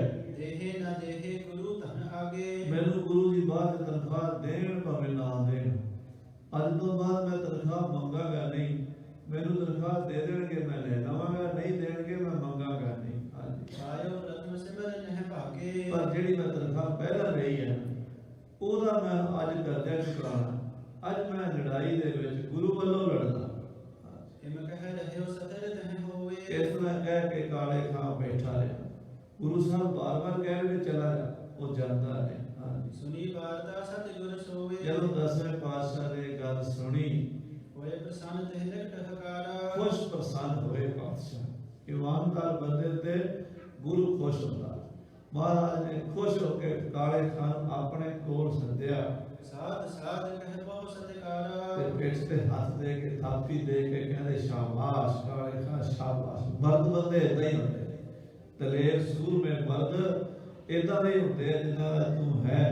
ਧਰਮੀ ਬੰਦਾ ਹੈ ਤੂੰ, ਇਮਾਨਦਾਰ ਹੈ ਤੂੰ, ਨੇਕ ਬੰਦਾ ਹੈ ਤੂੰ। ਹਾਂਜੀ, कंचन के कंकन तिस काला, ਉਸੇ ਵੇਲੇ ਖਜ਼ਾਨਚੀ ਨੂੰ ਕਲਗੀਧਰ ਕਹਿੰਦੇ ਜਾ ਕੜਿਆਂ ਦੀ ਜੋੜੀ ਕੱਢ ਕੇ ਲਿਆ। ਖਜ਼ਾਨੇ ਵਿੱਚੋਂ ਸੋਨੇ ਦੇ ਕੜੇ, ਉਹਦੇ ਵਿੱਚ ਹੀਰੇ ਜੜੇ ਹੋਏ, ਜੋੜੀ ਸੱਜੇ ਪਾਤਸ਼ਾਹ ਨੇ ਜੜਾਊਆਂ ਕੰਗਣਾ ਦੀ ਮੰਗਾਈ ਹੈ। करे देन एक संग दुशाला, ਤੇ ਨਾਲ ਇੱਕ ਬੜਾ ਕੀਮਤੀ ਦੁਸ਼ਾਲਾ ਸਰੂਪਾ ਮੰਗਾਇਆ। ਉਹ ਦੁਸ਼ਾਲਾ ਉਹਦੇ ਮੋਢਿਆਂ ਤੇ ਪਾ ਕੇ ਤੇ ਦੋਵਾਂ ਕੜਿਆਂ ਦੋਵਾਂ ਹੱਥਾਂ 'ਚ ਸੱਚੇ ਪਾਤਸ਼ਾਹ ਨੇ ਸੋਨੇ ਦੇ ਹੀਰਿਆਂ ਨਾਲ ਜੜੇ ਹੋਏ ਕੜੇ ਕਾਲੇ ਖਾਨ ਦੇ ਹੱਥਾਂ 'ਚ ਪਾਏ ਨੇ। कहियो बहुर सुन वीर पठान, ਤੇ ਫਿਰ ਕਲਗੀਧਰ ਕਹਿੰਦੇ ਪਠਾਣਾ ਤੂੰ ਮਰਦ ਦਲੇਰ ਸੂਰਮਾ ਸੁਣ, ਸਾਡੀ ਗੱਲ ਸੁਣ ਤੇ ਉਹਨੂੰ ਮੰਨ। ਹਾਂਜੀ, तो पर अह प्रसन्न महान, ਅਸੀਂ ਤੇਰੇ ਤੇ ਬਹੁਤ ਹੀ ਖੁਸ਼ ਹਾਂ, ਸਦਾ ਹੀ ਸਾਡੀ ਖੁਸ਼ੀ ਤੇਰੇ ਤੇ ਰਹਿਣੀ ਹੈ। ਹਾਂਜੀ, निमक हलाल भयो अब तेरा, ਤੂੰ ਤੇਰਾ ਲੂਣ ਖਾਦਾ ਹਲਾਲ ਹੋ ਗਿਆ, ਤੇਰੀ ਸੇਵਾ ਪ੍ਰਵਾਨ ਹੋ ਗਈ ਹੈ। ਹਾਂਜੀ, जिस ते चाहे रंग बडेरा, ਤੂੰ ਮਰਦ ਹੈ ਜਿਹੜਾ ਸਾਡੇ ਨਾਲ ਖੜਾ ਹੈ, ਜੰਗ ਦੇ ਵਿੱਚ ਸ਼ਹੀਦੀ ਪਾਉਣ ਤੱਕ ਤੂੰ ਤਿਆਰ ਹੈ। ਹਾਂਜੀ, हमने रुखसत की नसदोहे, ਪਰ ਹੁਣ ਅਸੀਂ ਤੈਨੂੰ ਵਿਦਾ ਕਰ ਰਹੇ ਹਾਂ, ਅਸੀਂ ਤੈਨੂੰ ਵਾਪਸ ਭੇਜ ਰਹੇ ਹਾਂ। ਇਹ ਸਰੂਪਾ ਲੈ ਕੇ ਗੁਰੂ ਘਰ ਵੱਲੋਂ ਇੱਜ਼ਤ ਨਾਲ ਜਾ ਤੂੰ। ਹਾਂਜੀ, याते नहीं दोष को होही, ਹੁਣ ਤੇਰੇ ਤੇ ਦੋਸ਼ ਨਹੀਂ ਲੱਗੇਗਾ। ਨਿਮਕ ਹਰਾਮੀ ਪੁਣੇ ਦਾ ਦੋਸ਼ ਤੇਰੇ ਤੇ ਨਹੀਂ ਆ ਸਕਦਾ, ਕਿਉਂਕਿ ਅਸੀਂ ਤੈਨੂੰ ਆਪ ਵਿਦਾਇਗੀ ਦੇ ਰਹੇ ਹਾਂ। ਕਲਗੀਧਰ ਪਾਤਸ਼ਾਹ ਮਹਾਰਾਜ ਦੇ ਚੋਜ ਨਿਆਰੇ ਹੈ। ਹਾਲਾਂਕਿ ਜੇ ਸਤਿਗੁਰੂ ਵੀ ਮਤਲਬੀ ਹੁੰਦੇ ਨਾ ਤੇ ਕਾਲੇ ਖਾਨ ਨੂੰ ਵਰਤ ਲੈਂਦੇ, ਪਰ ਸਾਧ ਸੰਗਤ ਜੀ ਕਲਗੀਧਰ ਪਾਤਸ਼ਾਹ ਮਹਾਰਾਜ ਮਰਿਆਦਾ ਦੇ ਪੁਰਸ਼ੋਤਮ ਮਰਿਆਦਾ ਵੀ ਇੱਕ ਤਾਂ ਇਹਦੀ ਬਰਾਦਰੀ ਪਠਾਨ ਭਾਈਚਾਰਾ, ਕੱਲ ਨੂੰ ਇਹਨੂੰ ਆਪ ਤੰਗ ਨਾ ਕਰਨ। ਦੂਸਰਾ, ਮੇਰੇ ਸਿੱਖਾਂ ਨੂੰ ਕਿਸੇ ਦੂਜੇ ਤੇ ਨਿਰਭਰ ਨਾ ਹੋਣਾ ਪਵੇ। ਆਖੋ ਸਤਿਨਾਮ ਸ੍ਰੀ ਵਾਹਿਗੁਰੂ। ਮੇਰਾ ਖਾਲਸਾ ਇਹੋ ਜਿਹੇ ਰਿਸ਼ਤੇ ਵਾਲਾ ਹੋਵੇ ਵੀ 1.25 ਲੱਖ ਸੇ ਇੱਕ ਲੜਾ, ਕੱਲਾ ਹੀ ਉਹ ਬੜਾ, ਕਿਸੇ ਦੂਜੇ ਦਾ ਸਹਾਰਾ ਕੀ ਲੱਗਣਾ ਹੋਇਆ, ਦੂਜੇ ਦੀ ਕੀ ਉਮੀਦ ਰੱਖਣੀ ਹੋਈ, ਕੱਲੇ ਹੀ ਬੜੇ ਆ। ਮਹਾਰਾਜ ਸੱਚੇ ਪਾਤਸ਼ਾਹ ਇਹ ਵੀ ਸਿੱਖਾਂ ਦੇ ਨਿਸ਼ਚਾ ਕਰਨਾ ਸੀ ਨਾ ਵੀ ਕੱਲ ਨੂੰ ਜਿਵੇਂ ਪੈਂਦੇ ਖਾਂ ਪਹਿਲੀ ਲੜਾਈ ਲੜਿਆ ਨਾ 6ਵੇਂ ਪਾਤਸ਼ਾਹ ਦੇ ਨਾਲ, ਤੇ ਕਹਿਣ ਲੱਗ ਪਿਆ ਜੇ ਮੈਂ ਨਾ ਹੁੰਦਾ ਤੇ ਸਿੱਖਾਂ ਨੇ ਹਾਰ ਜਾਣਾ ਸੀਗਾ। ਗੁਰੂ ਸਾਹਿਬ 6ਵੇਂ ਪਾਤਸ਼ਾਹ ਨੇ ਦੂਜੇ ਜੰਗ 'ਚ ਬੁਲਾਇਆ ਹੀ ਕੋਈ, ਕੋਲ ਹੀ ਬੈਠਾ ਰਿਹਾ। ਮੇਰਾ ਖਿਆਲ ਉੱਥੋਂ ਕਰਤਾਰਪੁਰ ਸਾਹਿਬ ਤੋਂ ਹਰਗੋਬਿੰਦਪੁਰਾ 30 ਕਿਲੋਮੀਟਰ ਹੈ, 30-35 ਇੰਨੀ ਕੁ ਬਿਰਤ ਤੇ ਬੈਠਾ ਸੀ। ਗੁਰੂ ਸਾਹਿਬ ਨੇ ਸੱਦਿਆ, ਨਹੀਂ ਜੰਗ ਜਿੱਤ ਵੀ ਲਿਆ। ਬਾਅਦ ਚ ਆ ਕਹਿੰਦਾ ਮਹਾਰਾਜ ਮੈਨੂੰ ਕਿਉਂ ਨਹੀਂ ਬੁਲਾਇਆ? ਮਹਾਰਾਜ ਕਹਿੰਦੇ ਤੇਰੇ ਬਿਨਾਂ ਹੀ ਸਰ ਗਿਆ ਸੀਗਾ, 6ਵੇਂ ਪਾਤਸ਼ਾਹ ਤੇਰੇ ਤੋਂ ਬਿਨਾਂ ਹੀ ਸਰ ਗਿਆ। ਤੀਜੇ ਜੰਗ 'ਚ ਵੀ ਨਹੀਂ ਸੱਦਿਆ, ਚੌਥਾ ਉਹਦੇ ਨਾਲ ਹੀ ਹੋ ਗਿਆ। ਹੰਕਾਰ ਨਾ ਕਰਨ ਕਿਤੇ ਪਠਾਨ ਵੀ ਗੁਰੂ ਨੇ ਜੇ ਅਸੀਂ ਨਾ ਹੁੰਦੇ ਭਗਵਾਨੀ ਦਾ ਜੰਗ ਨਹੀਂ ਸੀ ਜਿੱਤਿਆ ਜਾਣਾ। ਕਾਲੇ ਖਾਨ ਨੂੰ ਸਨਮਾਨ ਨਾਲ ਤੋਰਿਆ, ਸਿੱਖਾਂ ਨੂੰ ਆਤਮ ਨਿਰਭਰ ਕੀਤਾ ਤੇ ਮਰਿਆਦਾ ਕਿੱਦਾਂ ਰੱਖੀ ਹੈ। ਕਹਿੰਦੇ ਖਾਨ ਤੇਰੀ ਸੇਵਾ ਪ੍ਰਵਾਨ ਹੋ ਗਈ, ਆ ਸਰੋਪਾ ਲੈ ਤੇ ਆਪਣੇ ਘਰ ਚਲਾ ਜਾ। ਕਰ ਬੰਦੇ ਕਾਲੇ ਖਾਂ ਕਹੇ, ਹੱਥ ਜੋੜ ਕੇ ਕਾਲੇ ਖਾਨ ਕਹਿਣ ਲੱਗਾ, ਆਇਸ ਤੂੰ ਅਮੋਰ ਨਿਤ ਕਹੇ। हे ਮਹਾਰਾਜ, ਆਪ ਜੀ ਦਾ ਹੁਕਮ ਮੈਂ ਮੋੜ ਨਹੀਂ ਸਕਦਾ, ਤੁਹਾਡੀ ਆਗਿਆ ਮੇਰੇ ਸਿਰ ਮੱਥੇ ਤੇ ਹੈ। ਤੋ ਨ ਤਿਨ ਕੋ ਮਿਲਹੁ ਸੰਗ। ਪਰ ਫਿਰ ਵੀ ਮਹਾਰਾਜ ਚਲਾ ਮੈਂ ਜਾਵਾਂਗਾ, ਮੈਂ ਉਹਨਾਂ ਨਿਮਕ ਹਰਾਮੀਆਂ ਨਾਲ ਨਹੀਂ ਜਾ ਕੇ ਰਹਾਂਗਾ। ਚਲਾ ਮੈਂ ਜਾਣਾ, ਜੇ ਤੁਸੀਂ ਕਹਿੰਦੇ ਤੁਸੀਂ ਮੈਨੂੰ ਨਹੀਂ ਸੇਵਾ ਦੇਣੀ ਚਾਹੁੰਦੇ ਜੰਗ ਦੀ, ਉਹ ਤੁਹਾਡਾ ਹੁਕਮ ਹੈ, ਮੰਨਣਾ ਪੈਣਾ ਮੈਨੂੰ। ਜਾ ਰਿਹਾ ਮੈਂ, ਪਰ ਗੁਰੂ ਜੀ ਮੈਂ ਉਹਨਾਂ ਦੇ ਨਾਲ ਨਹੀਂ ਲੜਾਂਗਾ, ਤੁਹਾਡੇ ਵਿਰੋਧੀਆਂ ਨਾਲ ਨਹੀਂ ਲੜਾਂਗਾ। ਕਹਾਂ ਕਰੋ ਮੈਂ ਤੁਮ ਸੋ ਜੰਗ। ਕੀ ਮੈਂ ਉਹਨਾਂ ਨਾਲ ਰਲ ਕੇ ਤੁਹਾਡੇ ਨਾਲ ਜੰਗ ਕਰਾਂਗਾ? ਇਹ ਹੋ ਹੀ ਨਹੀਂ ਸਕਦਾ। ਹਾਂਜੀ, ਨਿਮ ਕਹਿ ਬੰਦਨ ਕਰ ਦੇਹ ਕਾਲਾ। ਇਸ ਤਰ੍ਹਾਂ ਕਾਲੇ ਖਾਨ ਮੱਥਾ ਟੇਕ ਕੇ ਉਸ ਵੇਲੇ ਕਾਲੇ ਖਾਨ ਬਹਿਰ ਕੋ ਚਾਲਾ। ਬਾਹਰ ਨੂੰ ਚੱਲਿਆ ਹੈ। ਨਹਿਨ ਗਿਰੰਦਨ ਸਮੁਖ ਸਿਧਾਰਾ। ਉਹ ਪਹਾੜੀਆਂ ਰਾਜਿਆਂ ਦੇ ਨਾਲ ਨਹੀਂ ਰਲਿਆ, ਉੱਧਰ ਨਹੀਂ ਗਿਆ। ਕਪਰ ਥਾਨ ਡੇਰਾ ਕਿਤ ਡਾਰਾ। ਉਹ ਉੱਥੋਂ ਆਪਣੀ ਫੌਜ ਲੈ ਕੇ ਕਿਤੇ ਹੋਰ ਚਲਾ ਗਿਆ, ਕਿਤੇ ਹੋਰ ਜਾ ਰਿਹਾ। ਪਰ ਨਿਮਕ ਹਰਾਮੀ ਪਠਾਨਾਂ ਦੇ ਨਾਲ, ਪਹਾੜੀ ਰਾਜਿਆਂ ਦੇ ਨਾਲ ਸੁਲ੍ਹਾ ਨਹੀਂ ਕੀਤੀ। ਅਬ ਸੁਣੀਏ ਜੇ ਗਏ ਪਠਾਨ। ਹੁਣ ਜਿਹੜੇ ਪਠਾਨ ਗਏ ਸੀ ਨਿਮਕ ਹਰਾਮੀ, ਭੀਖਨ ਖਾਨ, ਹਯਾਤ ਖਾਨ ਤੇ ਨਜਾਬਤ ਖਾਨ, ਉਹਨਾਂ ਦੇ ਨਾਲ ਜਿਹੜੇ ਲਗਭਗ 400 ਬੰਦੇ ਗਏ ਸਨ, ਉਹਨਾਂ ਦੀ ਗੱਲ ਸੁਣੋ। ਫਤਿਹ ਸ਼ਾਹ ਉਤਰਿਓ ਜਿਸ ਥਾਨ। ਉਹ ਉੱਥੇ ਪਹੁੰਚੇ ਜਿੱਥੇ ਰਾਜਾ ਫਤਿਹ ਸ਼ਾਹ ਉਤਰਿਆ ਸੀ ਫੌਜਾਂ ਲੈ ਕੇ। ਇਤਿਕ ਦੂਰ ਸਿਵਰ ਕਹ ਘਾਲਾ। ਉਹਨਾਂ ਨੇ ਜਾ ਕੇ ਫਤਿਹ ਸ਼ਾਹ ਕੜਵਾਲੀਏ ਦੀ ਫੌਜ ਦੇ ਕੋਲ ਆਪਣਾ ਡੇਰਾ ਕਰ ਲਿਆ ਹੈ ਲਗਾਏ ਮੈਨੇ ਇੱਕ ਥਲ ਜਾਲਾ। ਔਰ ਆਪਣੇ ਘੋੜੇ ਇੱਕ ਥਾਂ ਤੇ ਬੰਨ ਦਿੱਤੇ, ਕੈਂਪ ਲਾ ਲਿਆ ਸ਼ਸਤਰਨ ਸਹਿਜ ਸਭਾ ਕੋ ਗਏ। ਔਰ ਆਪਣੇ ਕਮਰ ਕਸੇ ਦੇ ਸ਼ਸਤਰ ਬਸਤਰ ਸਜਾਏ। 6-6 ਫੁੱਟੇ 7-7 ਫੁੱਟੇ ਪਠਾਨ ਸਭਾ ਰਾਜਿਆਂ ਦੀ ਲੱਗੀ ਹੈ ਜਿੱਥੇ, ਉੱਥੇ ਜਾ ਪਹੁੰਚੇ ਨੇ। ਗੁਰ ਦਰੋਹੀ ਜਹ ਇਕੱਠੇ ਭਾਏ। ਜਿੱਥੇ ਗੁਰੂ ਘਰ ਦੇ ਦੋਖੀ ਭੀਮ ਚੰਦ, ਹਰੀ ਚੰਦ, ਕੇਸਰੀ ਚੰਦ, ਫਤਿਹ ਸ਼ਾਹ ਵਗੈਰਾ ਵਗੈਰਾ 22 ਧਾਰ ਦੇ ਰਾਜੇ ਇਕੱਠੇ ਹੋਏ ਨੇ। ਫਤਿਹ ਸ਼ਾਹ ਹਿਤ ਸਭਾ ਮਝਾਰੀ। ਉਹਨਾਂ ਵਿੱਚੋਂ ਰਾਜਾ ਫਤਿਹ ਸ਼ਾਹ ਸਾਰਿਆਂ ਦਾ ਮੋਹਰੀ ਬਣ ਕੇ ਬੈਠਾ ਸਭਾ ਵਿੱਚ। ਜੋ ਸਭ ਵਿਦ ਠਾਨਤ ਰਣ ਤਿਆਰੀ। ਉਹ ਫਤਿਹ ਸ਼ਾਹ ਜੰਗ ਦਾ ਲਾੜਾ ਬਣਾਇਆ ਤਾਂ ਭੀਮ ਚੰਦ ਨੇ, ਪਰ ਜਿਵੇਂ ਕਹਿੰਦਾ ਦੂਜੇ ਦੇ ਮੋਢੇ ਤੇ ਧਰ ਕੇ ਚਲਾਣੀ, ਆਪ ਪਿੱਛੇ ਰਹਿਣਾ। ਭੀਮ ਚੰਦ ਪਿੱਛੇ ਹੈ ਤੇ ਮੋਢੇ ਤੇ ਧਰੀ ਹੋਈ ਫਤਿਹ ਸ਼ਾਹ ਦੇ। ਫਤਿਹ ਸ਼ਾਹ ਹੁਣ ਸਾਰੀ ਜੰਗ ਦੀ ਤਿਆਰੀ ਕਰ ਰਿਹਾ ਹੈ। ਕਈ ਹਜ਼ਾਰ ਪਹਾੜੀ ਵੀਰ। ਕਈ ਹਜ਼ਾਰ ਫੌਜ ਪਹਾੜੀਆਂ ਦੀ ਹੈ। ਤਦੇ ਤੁਮਕ ਤੁਮਰ ਅਸਤੀਰ। ਬੰਦੂਕਾਂ ਫੜੀਆਂ ਹੋਈਆਂ ਨੇ, ਤੀਰ ਕਮਾਨ ਤੇ ਬਰਛੇ ਤੇ ਭਾਲੇ ਲਿਸ਼ਕਾ ਰਹੇ ਨੇ। ਝੁਕ ਸਲਾਮ ਕਰ ਥੇ ਅਗਾੜੀ। ਰਾਜਿਆਂ ਦੀ ਸਭਾ ਦੇ ਵਿੱਚ ਜਾ ਕੇ ਪਠਾਨ ਖੜੇ ਹੋ ਗਏ ਤੇ ਸਲਾਮ ਕੀਤੀ ਹੈ ਝੁਕ ਕੇ। ਸਾਦਰ ਭੂਪਤ ਗਿਰਾ ਉਚਾਰੀ। ਤੇ ਰਾਜੇ ਨੇ ਵੀ ਆਏ ਹੋਏ ਪਠਾਨਾਂ ਦਾ ਸਨਮਾਨ ਕੀਤਾ ਹੈ। ਸਭ ਬੈਠਾ ਬਨ ਕਰੇ ਸਮੀਪ। ਹਯਾਤ ਖਾਨ ਨੂੰ, ਨਜਾਬਤ ਖਾਨ ਨੂੰ ਤੇ ਭੀਖਨ ਖਾਨ ਨੂੰ ਆਪਣੇ ਕੋਲ ਬਿਠਾ ਲਿਆ ਰਾਜੇ ਫਤਿਹ ਸ਼ਾਹ ਨੇ। ਹਰਕਤ ਬੂਝਨ ਲਗਿਓ ਮਹੀਪ। ਤੇ ਖੁਸ਼ੀ ਖੁਸ਼ੀ ਰਾਜਾ ਫਤਿਹ ਸ਼ਾਹ ਪੁੱਛਣ ਲੱਗਾ, ਗੁਰ ਕੰਨੇ ਕੇਤਕ ਦਲ ਰਹਿਓ। ਗੁਰੂ ਕੰਨੇ ਕਿਤਨਾ ਕੁ ਦਲ ਹੈ? ਇਹ ਕੰਨੇ ਜਿਹੜਾ ਨਾ, ਇਹ ਪਹਾੜ ਦੀ ਬੋਲੀ ਹੈ, ਸਾਡੇ ਅੰਬਾਲੇ ਤੱਕ ਬੋਲੀ ਜਾਂਦੀ ਹੈ। ਅਨੰਦਪੁਰ ਸਾਹਿਬ ਤੋਂ ਲੈ ਕੇ ਪੌਂਡਾ ਸਾਹਿਬ ਚਲੇ ਜਾਓ, ਗੜਵਾਲ ਚਲੇ ਜਾਓ, ਸਹਾਰਨਪੁਰ ਤੋਂ ਉੱਪਰ ਇਹ ਪਹਾੜੀ ਇਲਾਕੇ ਜਿੱਥੇ ਉਹ ਕੰਨੇ, ਆਪਾਂ ਕਹਿੰਦੇ ਹਾਂ ਵੱਲ ਪੰਜਾਬ, ਗੁਰੂ ਵੱਲ ਕਿੰਨੀ ਕੁ ਫੌਜ ਹੈ? ਉਹ ਕਹਿੰਦੇ ਗੁਰੂ ਕਹਿੰਦੇ ਕਿਤਨੀ ਕੁ ਫੌਜ ਹੈ। ਗੁਰੂ ਕਹਿੰਦੇ ਕਿਤਨਾ। ਭਾਈ ਸੰਤੋਖ ਸਿੰਘ ਜੀ ਦੀ ਕਾਵ ਦੀ ਕਲਾ ਵੀ ਵੇਖੋ ਨਾ, ਭਾਈ ਸਾਹਿਬ ਸੰਤੋਖ ਸਿੰਘ ਜੀ ਦੀ ਜਿਹੜੀ ਬੋਲੀ ਦੀ ਗੱਲ ਹੁੰਦੀ ਸੀ, ਉਹ ਉਸੇ ਬੋਲੀ ਦੀ ਛੰਦ ਰਚਿਆ ਕਰਦੇ ਸੀ। ਆ ਕਿੰਨਾ ਸੋਹਣਾ ਉਹ ਸਿੰਧ ਦੀ ਬੋਲੀ 'ਚ ਲਿਖਿਆ ਨਾ, ਮੈਂਡਾ ਪੀਰ ਸਲੇਂਦਾ ਤੈਨੂੰ ਵੱਧ ਕਹਿੰਦਾ ਮੈਂ ਆਇਆ ਤੈਨੂੰ। ਭਾਈ ਸੰਤੋਖ ਸਿੰਘ ਨਾਨਕ ਵਾਲੇ ਲਿਖਿਆ, ਜਦੋਂ ਪੀਰ ਗੁਰੂ ਨਾਨਕ ਸਾਹਿਬ ਨੂੰ ਬੁਲਾਉਣ ਆਉਂਦਾ ਨਾ ਉਹਦਾ ਚੇਲਾ, ਤੇ ਕਹਿੰਦਾ ਮੈਂਡਾ ਪੀਰ ਸਲੇਂਦਾ ਤੈਨੂੰ ਵੱਧ ਕਹਿੰਦਾ ਮੈਂ ਆਇਆ ਤੈਨੂੰ। ਉਹ ਦੇਖੋ ਕਿੱਦਾਂ ਦੀ ਬੋਲੀ, ਜਿੱਦਾਂ ਦੀ ਬੋਲੀ ਉਦਾਂ ਦੀ ਕਵੀ ਜੀ ਲਿਖ ਦਿੰਦੇ ਆ। ਇੱਥੇ ਪਹਾੜੀਆਂ ਦੀ ਬੋਲੀ ਲਿਖ ਰਹੇ ਆ। ਕਹਿੰਦੇ ਕਿ ਗੁਰੂ ਕਹਿੰਦੇ ਕੇਤਕ ਦਲ ਰਹਿਓ, ਗੁਰੂ ਵੱਲ ਕਿੰਨੀ ਕੁ ਫੌਜ ਰਹਿ ਗਈ ਹੈ। ਤੁਮਨੇ ਭੇਦ ਕਹੋ ਕਿਮ ਲਹਿਓ। ਦੱਸੋ ਖਾਨ ਜੀ, ਤੁਸੀਂ ਉੱਥੋਂ ਆਏ ਹੋ, ਗੁਰੂ ਦਾ ਭੇਦ ਸੁਣਾਓ ਸਾਰਾ। ਕਿੰਨਾ ਉਹਨਾਂ ਕੋਲ ਦਲ ਹੈ, ਕਿੰਨੇ ਕੁ ਸ਼ਸਤਰ ਨੇ, ਕਿੰਨੇ ਕੁ ਘੋੜੇ ਨੇ। ਰਹਿ ਕੇ ਨਹਿ ਚੜ ਮੋਰ ਅਗਾਰੀ। गुरु गोबिंद सिंह मेरा मुकाबला करेगा भी कि नहीं करेगा? हाँ जी, ਤੁਮਰੇ ਉਠੇ ਹੋਏ ਤ੍ਰਿਤ ਹਾਰੀ ਤੁਹਾਡੇ ਆਉਣ ਨਾਲ ਤੇ ਹੌਸਲਾ ਟੁੱਟ ਗਿਆ ਹੋਣਾ ਗੁਰੂ ਦਾ। हाँ जी, ਕੇਤਕ ਸੁਬਟ ਲਰਨ ਕੋ ਗਾਡੇ ਕਿੰਨੇ ਕੇ ਯੋਧੇ ਨੇ ਲੜਨ ਵਾਲੇ ਗੁਰੂ ਦੇ ਕੋਲ, ਚੰਗੇ ਨਾਮੀ ਗ੍ਰਾਮੀ।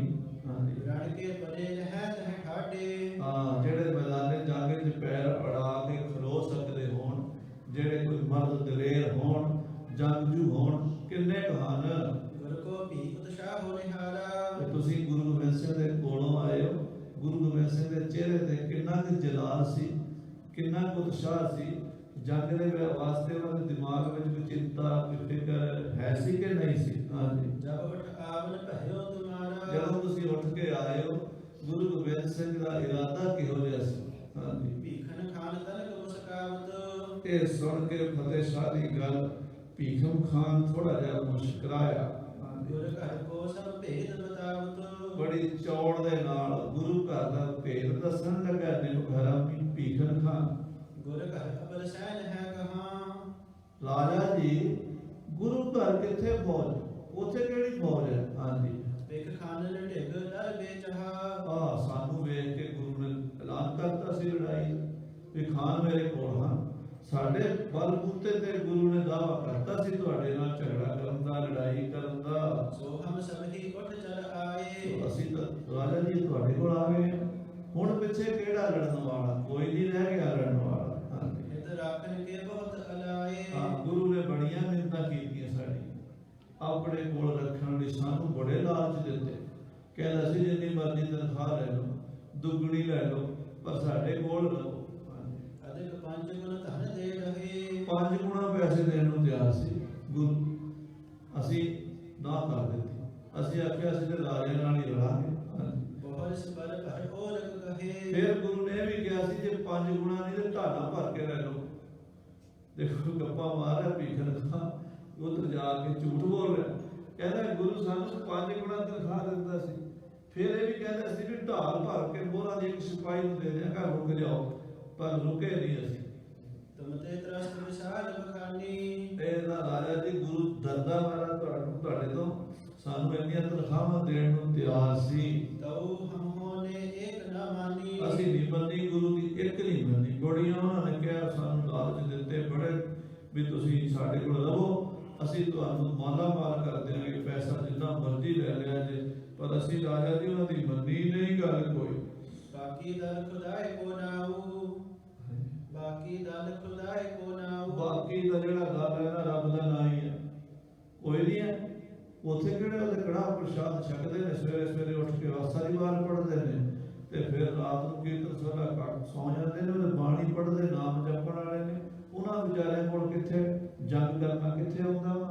ਹਾਂਜੀ, ਮਿਲੇ ਗਵਾਰ ਲੋਕ ਸਮੁਦਾਉ ਉਹਦਾ ਗਵਾਰ ਲੋਕ ਨੇ, ਪਿੰਡਾਂ ਦੇ ਲੋਕ ਨੇ, ਜਿਨ੍ਹਾਂ ਨੇ ਕਦੀ ਡੰਡਾ ਫੜ ਕੇ ਨਹੀਂ ਵੇਖਿਆ। ਇਕੱਠੇ ਕੀਤੇ ਜੱਟ ਬੂਟ ਚੀਵਰ ਤਰਖਾਣਾ, ਇਕੱਠੇ ਕੀਤੇ ਜੱਟ ਬੂਟ ਚੀਵਰ ਤਰਖਾਣਾ। ਉਹ ਕੀ ਜਾਣਨ ਤੇਗ ਨੂੰ ਹੱਥ ਕੀ ਕੂ ਪਾਣਾ, ਤਲਵਾਰ ਫੜਨੀ ਵੀ ਨਹੀਂ ਆਉਂਦੀ ਉਹਨਾਂ ਨੂੰ। ਉਹ ਕੀ ਲੜਨਗੇ ਸਾਡੇ ਨਾਲ? ਹਾਂਜੀ, ਹਸਬੇ ਜੋਗ ਜਾਤ ਤਿਨ ਕੇਰੀ ਉਹਨਾਂ ਦੀ ਜਾਤ ਕੋਈ ਜੁਲਾਹੇ ਹੈ, ਕੋਈ ਛੀਬੇ ਹੈ, ਕੋਈ ਨਾਈ ਹੈ, ਕੋਈ ਝਿਊਰ ਹੈ, ਕੋਈ ਘੁਮਿਆਰ ਹੈ, ਤੇ ਕੋਈ ਠਠਿਆਰ ਹੈ। ਉਹਦੇ ਹਾਸੀ ਯੋਗ, ਜਿਨ੍ਹਾਂ ਨੂੰ ਅਸੀਂ ਹਾਸੀ ਕਰ ਦਿੰਦੇ ਆ ਨਾ, ਮਜ਼ਾਕ ਕਰਦੇ ਆ, ਜਿਨ੍ਹਾਂ ਦਾ ਅਸੀਂ, ਉਹ ਜਾਤਾਂ ਨੇ ਗੁਰੂ ਨੇ ਇਕੱਠੀਆਂ ਕੀਤੀਆਂ ਹੋਈਆਂ। ਮੋਤੇ ਸੁਨੋ ਕਹੋ ਇਸ ਮੇਰੀ ਭੀਖਨ ਖਾਨ ਕਹਿੰਦਾ ਮੇਰੇ ਕੋਲੋਂ ਸੁਣੋ, ਮੈਂ ਦੱਸਦਾ ਤੁਹਾਨੂੰ ਕੀ ਹੈ ਉਹਨਾਂ ਦੇ ਕੋਲ। ਘਨੇ ਜਾਤ ਹੈ ਅਧਿਕ ਗਵਾਰ ਉਹ ਜਿਹੜੀਆਂ ਬਹੁਤ ਜਾਤਾਂ ਦੇ ਬੰਦੇ ਨੇ, ਇੱਕ ਨਸਲ ਦਾ ਕੋਈ ਬੰਦਾ ਹੀ ਉਹਨਾਂ ਕੋਲ। ਵੱਖਰੀ ਵੱਖਰੀ ਬਣ ਦੀ ਲੱਕੜੀ ਇਕੱਠੀ ਕੀਤੀ ਹੋਈ ਹੈ। ਤੇ ਗਵਾਰ ਲੋਕ ਨੇ, ਕੋਈ ਘਾਹ ਤੋਤਣ ਵਾਲਾ, ਕੋਈ ਕੱਪੜੇ ਬਣਾਉਣ ਵਾਲਾ, ਕੋਈ ਛੀਪੇ, ਕੋਈ ਨਾਈ, ਜਿਹੜੇ ਪਿੰਡਾਂ ਵਿੱਚ ਕਮੀ ਕਮੀਨੀਆਂ ਦੇ ਕੰਮ ਕਰਦੇ। ਉਹ ਗਰੀਬ ਲੋਕ ਨੇ, ਉਹਨਾਂ ਕੋਲ ਕੋਈ ਮਰਦ ਦਲੇਰ ਸੂਰਮਾ ਬਾਂਕਾ ਜਵਾਨ ਨਹੀਂ ਲੜਨ ਵਾਲਾ। ਨਾਈ ਬਾਹਮਣ ਸੂਦ ਸੁਨਾਰ ਨਾਈ ਨੇ, ਬਾਹਮਣ ਨੇ, ਸੂਦ ਨੇ, ਸੁਨਿਆਰੇ ਨੇ, ਬਨੀਏ ਰੋੜੇ ਜਾਟ ਲੋਹਾਰ ਬਾਣੀਏ ਨੇ, ਰੋੜੇ ਨੇ, ਜੱਟ ਨੇ ਤੇ ਲੋਹਾਰ ਨੇ। ਝੀਵਰ ਜਾਤ ਕਲਾਰ ਕੁਮਾਰ ਝੀਵਰ ਨੇ, ਕੁਬਿਆਰ ਨੇ, ਕੁਲਾਲ ਨੇ, ਖਾਤੀ ਛੀਬੇ ਔਰ ਲੁਬਾਣੇ ਤਰਖਾਣ ਨੇ, ਛੀਬੇ ਨੇ ਤੇ ਲਬਾਣੇ ਨੇ। 36 ਜਾਤ ਸਨਾਤ ਪਛਾਣੇ 36 ਜਾਤ ਸਨਾਤ ਦੇ ਇਕੱਠੇ ਕੀਤੇ। ਕੋਈ ਇੱਕ ਪਠਾਨ ਜਾਂ ਰਾਜਪੂਤ, ਇਹ ਲੜਾਕੀਆਂ ਕੌਮਾਂ ਸੀ। ਨਾ ਗੁਰੂ ਕੋਲ ਕੋਈ ਪਠਾਨ ਚੰਗੇ ਤੇ ਅਸੀਂ ਅੱਗੇ ਸੀ ਅਸੀਂ ਆ ਗਏ, ਹੋਰ ਕੌਣ ਆ ਨਾ ਕੋਲ ਲੜਨ ਵਾਲਾ। ਸੋ ਇਸ ਕਰਕੇ ਉਹਨਾਂ ਕੋਲ ਤਾਂ ਕਮੀ ਕਮੀਨ ਉਹ ਲੋਕ ਜਿਹੜੇ ਵਿਚਾਰੇ ਕੋਈ ਘਾਹ ਖੁਰਚਣ ਵਾਲਾ, ਕੋਈ ਭਾਂਡੇ ਮਾਂਜਣ ਵਾਲਾ, ਕੋਈ ਕੱਪੜੇ ਸਿਉਣ ਵਾਲਾ, ਇਦਾਂ ਦੇ ਲੋਕ ਨੇ। ਅਪਰ ਕਹਾ ਲਗ ਕਰੋ ਵਿਚਾਰ, ਹੋਰ ਕੀ ਦੱਸਾਂ ਤੁਹਾਨੂੰ ਮੈਂ, ਹੈ ਹਲਾਲ ਖੁਦ ਨੀਚ ਚੁਮਾਰ। ਕਹਿੰਦੇ ਇੱਥੋਂ ਤੱਕ ਵੀ ਜਿਹੜੇ ਚਮੜੇ ਦਾ ਕੰਮ ਕਰਨ ਵਾਲੇ ਚਰਮਕਾਰ ਹਨ, ਜਿਹੜੇ ਸਮਾਨ ਚੁੱਕਣ, ਗੰਦਗੀ ਚੁੱਕਣ ਵਾਲੇ, ਵਿਸ਼ਟਾ ਚੁੱਕਣ ਵਾਲੇ ਭੰਗੀ ਹਨ, ਇਹਦਾ ਉਹ ਗੁਰੂ ਕੇ ਸਿੱਖਾਂ ਨੂੰ ਨੀਵੀਆਂ ਜਾਤਾਂ ਦਾ ਦੱਸ ਕੇ ਤਿਰਸਕਾਰ ਕਰ ਰਿਹਾ ਹੈ। ਪਕੜੀ ਜਾਏ ਨਾ ਕਰ ਤਲਵਾਰੇ, ਉਹਨਾਂ ਕੋਲੋਂ ਕਦੀ ਤਲਵਾਰ ਤਾਂ ਕਿ ਛੁਰੀ ਵੀ ਨਹੀਂ ਫੜ ਕੇ ਵੇਖੀ, ਉਹਨਾਂ ਨੇ ਤਲਵਾਰ ਫੜਨੀ ਨਹੀਂ ਜਾਣਦੇ। ਨਹਿ ਜਾਣ ਹੈ ਕਿ ਤੂੰ ਮਰ ਧਾਰੇ, ਉਹਨਾਂ ਨੂੰ ਕੀ ਪਤਾ ਬੱਚਾ ਕੀ ਹੁੰਦਾ ਤੇ ਕਿਵੇਂ ਫੜੀਦਾ ਤੇ ਕਿਵੇਂ ਮਾਰੀਦਾ ਹੈ। ਤੀਰ ਫੰਗ ਪ੍ਰਹਾਰ ਨ ਜੋਏ, ਉਹਨਾਂ ਨੇ ਤੀਰ ਬੰਦੂਕ ਕਦੀ ਚਲਾ ਕੇ ਦੇਖੀ ਨਹੀਂ। ਇਹ ਵਿਦਿਆ ਦਿਲ ਕੇ ਕਿਮ ਹੋਏ, ਉਹਨਾਂ ਨੂੰ ਕਿੱਥੇ ਆਉਂਦੀ ਹੈ ਇਹ ਵਿਦਿਆ। ਜੋਦਾ ਆਪ ਗੁਰੂ ਇੱਕ ਭਾਰੀ, ਬਸ ਇੱਕ ਗੁਰੂ ਗੋਬਿੰਦ ਸਿੰਘ ਆਪ ਬੜਾ ਸੂਰਮਾ। ਇਹ ਮੰਨਣਾ ਪਏਗਾ ਵੀ ਉਹਨਾਂ ਦੇ ਵਿੱਚ ਕੱਲਾ ਉਹਨਾਂ ਦਾ ਗੁਰੂ ਹੀ ਹੈ ਜਿਹੜਾ ਆਪ ਚੋਟੀ ਦਾ ਜਰਨੈਲ ਹੈ, ਚੋਟੀ ਦਾ ਜੜਾਕਾ ਹੈ। ਸੋਟ ਹੈ ਜਾਗੋ ਸਭਨ ਅਗਾਰੀ, ਬਸ ਉਹ ਕੱਲਾ ਹੀ ਅੜੇਗਾ ਸਾਡੇ ਸਾਹਮਣੇ। ਉਹ ਕੀ ਕਰ ਲੇਗਾ? ਉਹ ਕੱਲਾ ਸਾਡੇ ਸਾਹਮਣੇ ਅੜੇਗਾ, ਬਾਕੀ ਤੇ ਏਦਾਂ ਹੀ ਇਕੱਠੇ ਕੀਤੇ ਹੋਏ ਨੇ। ਇੱਕ ਕਿਰਪਾਲ ਮਾਤੋ ਨੇ ਤਿਨ ਖੇਰਾ, ਇੱਕ ਉਹਨਾਂ ਦਾ ਮਾਮਾ ਹੈ ਉਹ ਕਿਰਪਾਲ ਸਿੰਘ, ਕਿਰਪਾਲ ਚੰਦ। ਉਹ ਗੁਰੂ ਹਰਗੋਬਿੰਦ ਸਾਹਿਬ ਦੀ ਫੌਜ 'ਚ ਰਿਹਾ, ਪੁਰਾਣਾ ਲੜਾਕਾ ਹੈ। ਉਹ ਵੀ ਹੁਣ ਬਜ਼ੁਰਗ ਹੋ ਰਿਹਾ ਹੈ। ਕਰਨ ਜੰਗ ਕੋ ਵੀਰ ਬਡੇਰਾ, ਉਹ ਵੀ ਕਹਿੰਦੇ ਕਿਰਪਾਲ ਚੰਦ ਵੀ ਬਡੇਰਾ ਯੋਧਾ ਸੂਰਮਾ ਹੈ। ਪੰਜ ਭਾਣਜੇ ਸੋ ਬਲਵੰਤੇ, ਪੰਜ ਇਹਨਾਂ ਦੇ ਗੁਰੂ ਦੇ ਭਾਣਜੇ ਨੇ, ਗੁਰੂ ਤੇਗ ਬਹਾਦਰ ਦੇ ਭਾਣਜੇ ਨੇ, ਗੁਰੂ ਹਰਗੋਬਿੰਦ ਦੇ ਦੋਤੇ ਨੇ, ਗੁਰੂ ਗੋਬਿੰਦ ਸਿੰਘ ਦੀ ਭੂਆ ਦੇ ਪੁੱਤ ਭਰਾ ਨੇ, ਸੰਤੋ ਸ਼ਾਹ, ਜੀਤਮਾਲ, ਮਾਰੀ ਚੰਦ, ਜੰਗਾ ਰਾਮ, ਗੁਲਾਬ ਰਾਏ। ਇਹ ਪੰਜ ਇਹ ਬਲੀ ਹਨ, ਬੜੇ ਸੂਰਮੇ ਹਨ। ਸ਼ਾਸਤਰ ਕੀ ਵਿਦਿਆ ਮਤਵੰਤੇ, ਸ਼ਸਤਰ ਵਿਦਿਆ ਸਾਰੀ ਜਾਣਦੇ ਨੇ, ਜੰਗੀ ਨੇ, ਯੋਧੇ ਨੇ। ਨੰਦ ਚੰਦ ਹੈ ਇੱਕ ਦੀਵਾਨ, ਇੱਕ ਦੀਵਾਨ ਹੈ ਨੰਦ ਚੰਦ, ਕਾਲੇ ਸੰਗਿਆਂ ਦਾ ਬੜਾ ਲੜਾਕਾ ਹੈ। ਸੋ ਭੀ ਰਾਖੈ ਦਰ ਬੇਮਾਨ, ਉਹ ਵੀ ਆਪਣੇ ਨਾਲ ਚੰਗੇ ਚੰਗੇ ਸੂਰਮੇ ਰੱਖਦਾ ਹੈ, ਲੜਨ ਦਾ ਮਾਣ ਰੱਖਦਾ ਹੈ। ਉਹ ਵੀ ਦੀਵਾਨ ਨੰਦ ਚੰਦ।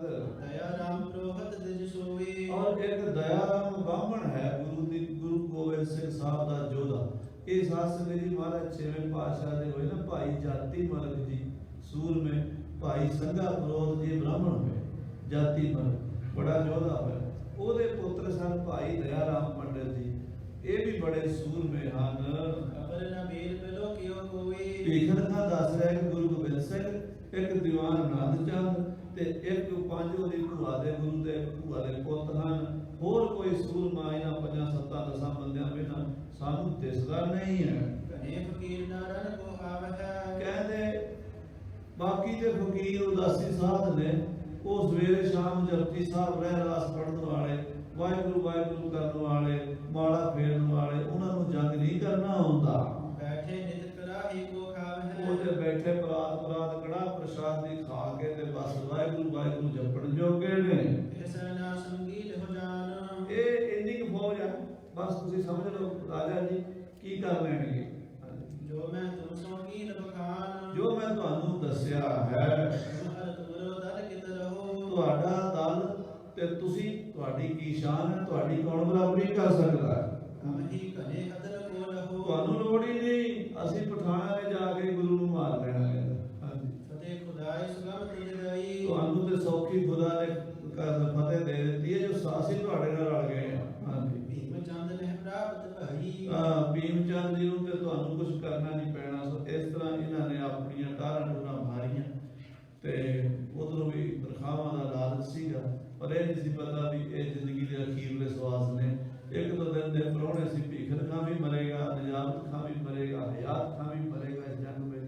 ਕਲਗੀਧਰ ਪਾਤਸ਼ਾਹ ਨੇ ਆਪਣੀ ਬਾਣੀ ਵਿੱਚ ਇਹਨਾਂ ਦੀਆਂ ਮੌਤਾਂ ਲਿਖੀਆਂ ਨੇ।